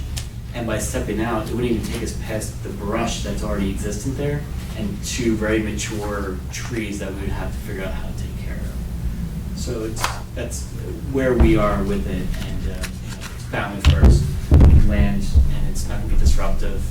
There's not much. The corridor's pretty big. So when we look at the corridor, we look at wildlife, we also look at access, if there is a vehicle that needs to get down there as well, if we have to ultimately access some of the other lands that the town owns. And again, the corridor's probably the width of this one. It's 40 feet wide on what According to this this. is here, but you take into account the trees, and that may. What is this? That's not there anymore. Yeah. It's an old area. I actually don't know what it is. It could have just been a tarp too, a tarping of Yeah. agriculture. It was there for a couple of years in an aerial, and then, So is the 40 feet still accurate? according to the town's GIS, it is. Okay. We've seen that before, so we want to make sure that the. I mean, it's reasonably accurate in the field, based on what we're saying. And certainly, I mean, the whole, Brett will tell you that I've probably been the most difficult person to work with on this, in the sense that the interest, I think, at first was, acquiring essentially enough land to consume that corridor, and we've discussed at numerous junctures the value of that corridor. So it's now not going to, I mean, it's certainly, who's going to so when? Who does mow back there? That's actually one of the things right now, because it's an orphan piece of town land. I don't know if anyone mows back there. And that's actually How one old of is this aerial? Yeah, Rick Finley thinks that every now and then someone, is going in there. Because I had thought that Danny was mowing, but obviously not. I don't think He's not. He can't really get in there without coming through the road. It hasn't been maintained since maybe the town's taken it over. When we first moved in, maybe Yap family, Mr. Yap, had taken mowed it once, but since then it hasn't been maintained. So how long has it been since it's been mowed? So I guess what I'm trying to understand is how old. It's So a year? Yeah. Oh, okay. Yeah, That's- it's not it's not like it's irretrievably overgrown yet. overgrown. Okay. So it could be hayed. And that's too small. It might not be good stuff for hay. It's I mean, really wet. you It's could, actually you could just let it go, but then again, it's gonna come up invasive species potentially too. There's black swallowwort and stuff back in there. Yeah. That's actually one of the benefits of taking the rest of the parcel and transferring it over to conservation purposes, is the hope that it's less orphaned when that. Or we can, it is accessible from So trail, Newtown yeah, Road. so So you trail-wise. can put a trail in there from Newtown Road. Biking path. I mean, I think you could. I don't know how much value there would be in that trail, because the Yap parking lot is 3 houses down from that. And I forget, can you get into that field from the app side? My understanding, I didn't look all the You way can. through there, but You my can? understanding is that you can access through that. So if you wanted to get a tractor through. Yeah, there's a You'd either fairly wide path over to the field, but I couldn't really see walking in through that way. You have to walk in through the field and to actually get to the trail system. Somebody could make it, so you could do that. You could. I'm hesitant to close off all the frontage. Yeah. I'm not opposed to cutting off some of this land, but I do want to make sure that we have enough for vehicle access. Right, exactly. So if I there's. think that's important. Right. So as long as we get the Oh, to mow. 15 to And what is 18 feet. this? Is this just a property line of trees or? Yeah, I mean, this is Yap right here, so it's Just an old property boundary. That's true. So this, if you're, granted if it's wet, but I'm saying in a dry season, if there were special events or something, you could use that for parking to come up there. Yeah, absolutely. I think that's important. So let's get back to this so that, And we don't have a lot of access ways off major roads. no, we so haven't that's had a- like hardly. Yeah. So That's a the, good one to have. We don't want to give that up. Yeah. the thing for conservation to consider is that there likely will be, and I certainly can't speak for the rest of the Board of Selectmen, but there likely will be an amendment proposed to Article 11 at town meeting, which currently says those two 4,800 parcels will be transferred and the balance will go to conservation. The amendment on town meeting floor will likely remove the portion of Article 11 that takes the balance and transfers it to conservation. And the reason for that is to give the Johnson family and the Jeffries family the opportunity, it's not foregone, but the opportunity to apply to acquire a portion of that parcel under the abutter sales program. They would have to go through the same process. They would have to essentially do what they're doing right now.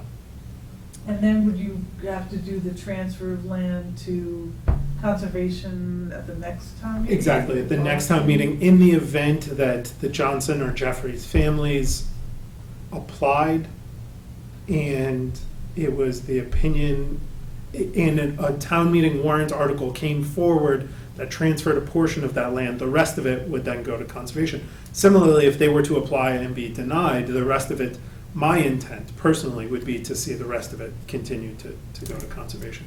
So that application and the amount of the land that I was concerned for, and we are concerned with for the corridor, would that happen outside of then our? It would be for next town meeting. It would be for a next town So meeting, and you would the amount review would be that in the determined? same way. What is it that we have I'm to sorry, do Sam. now? So the amount would be determined in a warrant?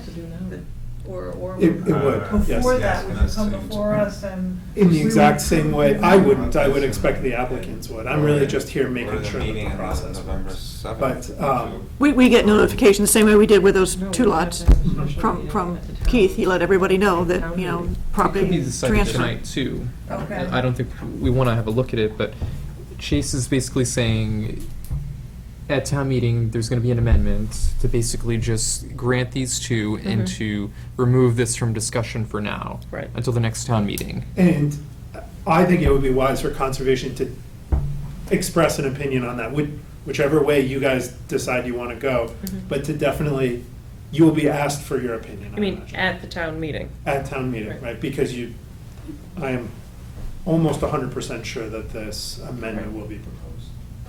Because you will be proposing it. I think I might get stuck proposing. I mean, being the person most opposed to the transfer of the abutting lots, sort of taken an interest in this, so I imagine I will end up proposing. So you would like for us to be on record to have already had a vote of support or non-support?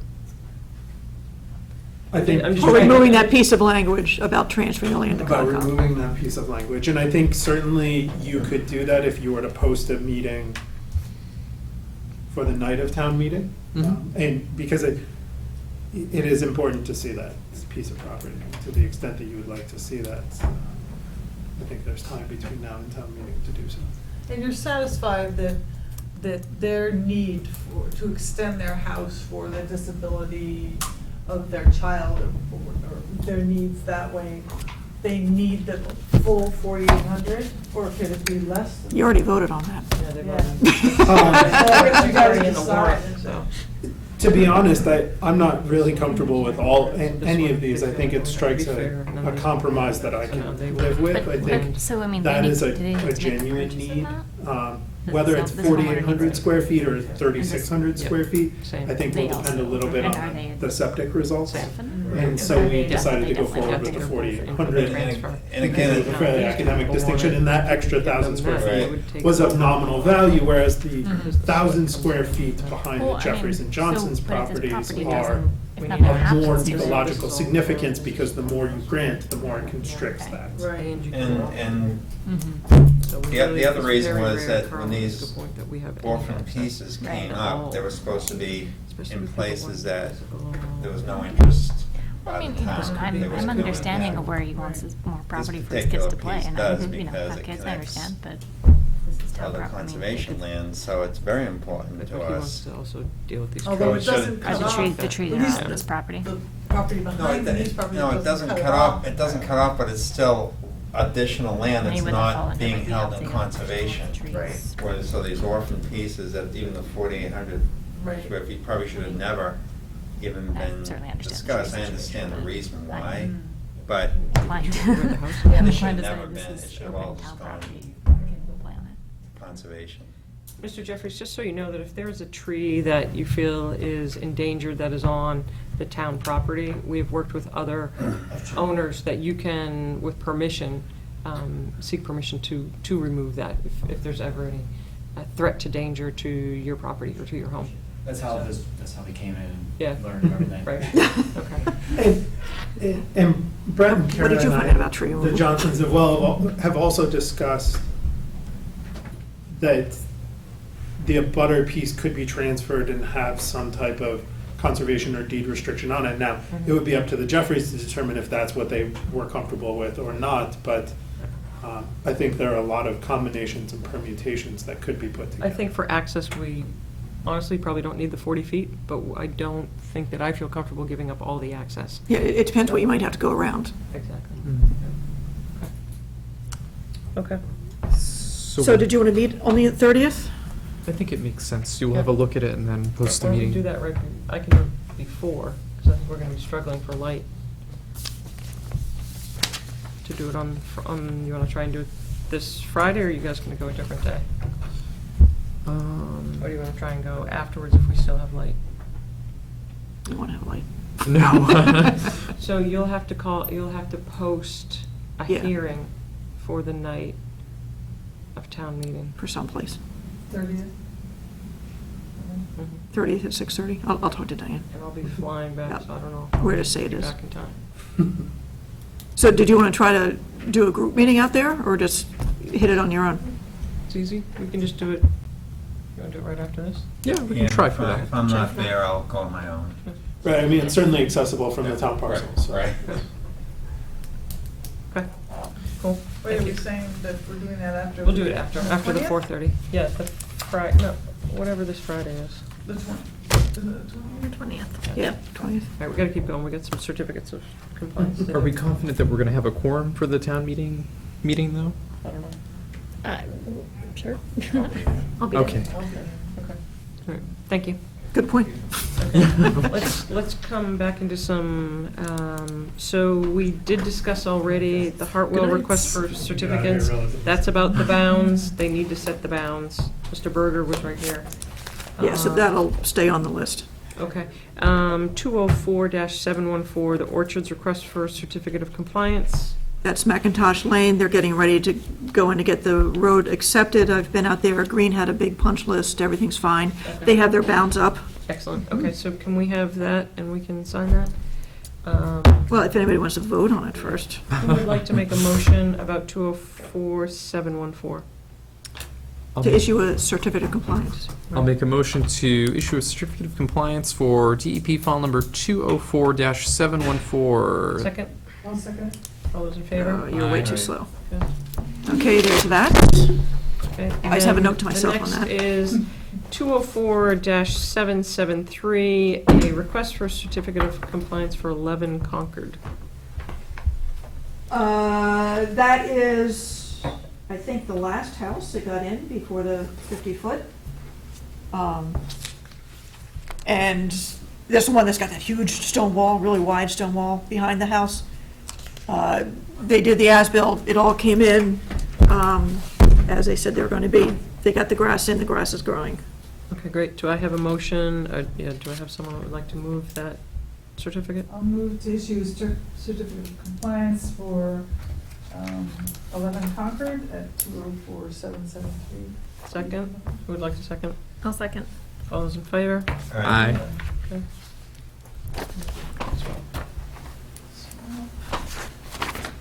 Okay, the next is a certificate of compliance for 592 King Street, Acton Crossroads request, and it's DEP 204-614. That's an old one, which I think actually Westford gave them a nudge saying you haven't done it yet, so we got one at the same time.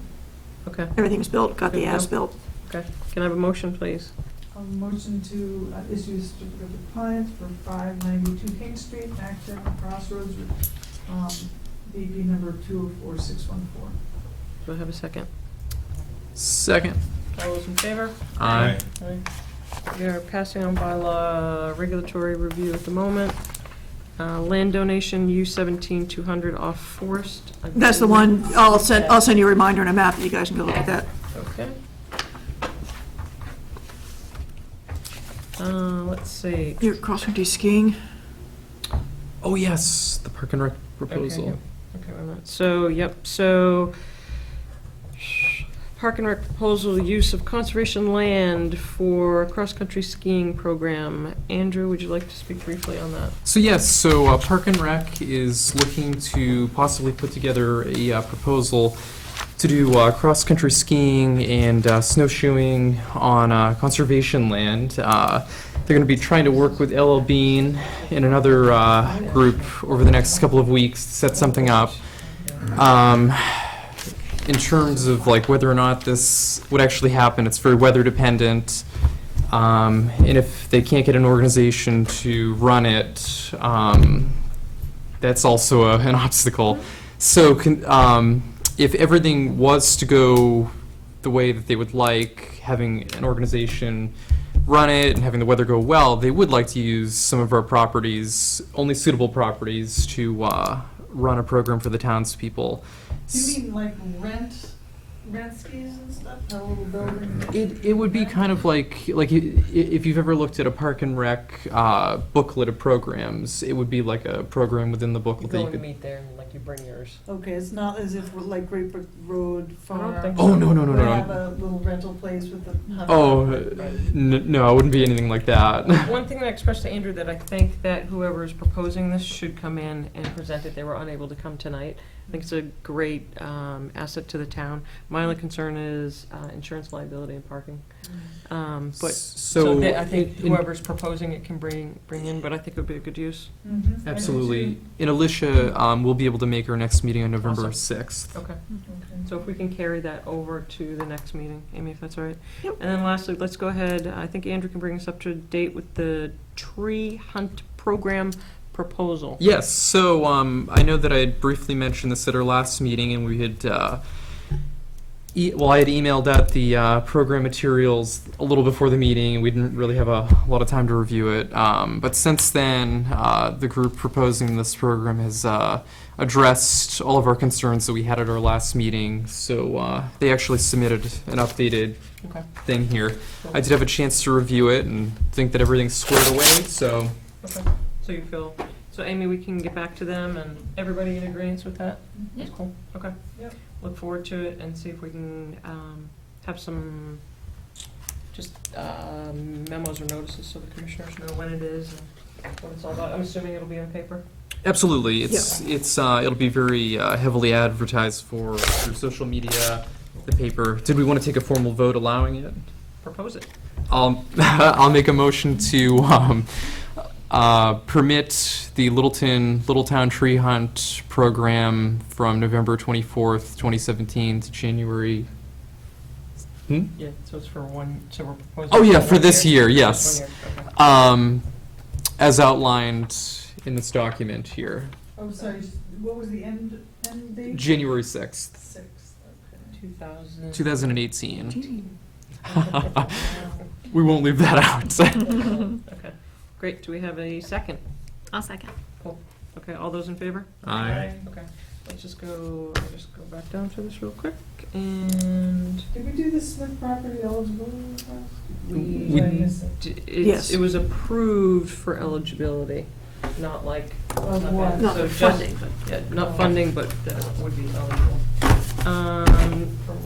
Amy, just, so we did do Sawyer Lane, right? Just looking back down this list. Yes, I All right, believe is we're there all, anything on your desk that still needs to be signed? who the hell knows? Yeah, there's some stuff that Anna needs to sign. Okay, Amy, can you Um, sign those? And SVT has various volunteers that can come in and either talk about land stewardship, engagement of volunteers, or some other stuff. It'll come up at another meeting. Yeah, I think we're probably a couple meetings away from that. Once the weather kind of changes and we get through the 6th, there'll still be quite a bit, I think. So maybe in another month. Yeah. And I did have a preliminary discussion with town council about the regulations. Right. She didn't get a chance to write it up. I said, don't worry, we're not talking about it tonight. Okay, cool. I Can assumed. I have a motion to adjourn? Yikes. It's at 10:45. Who would like to make a motion? Oh. Perfect. Uh-oh. I'm gonna get in trouble, but before we motion to adjourn, Don McIver had submitted an email to Amy regarding a, we're already off the screen. So don't- Because it wasn't on, That wasn't on can here, wait. wasn't on here anyway. Okay. Wait, what? I was just gonna bring, That could be a lengthy discussion. Yeah, no, it wasn't on for. Did somebody second? Second. Thank you. Oh, Carl's here tonight. I'm always good at seconding. Carl was yes. Oh. 11 pages as opposed to last week's.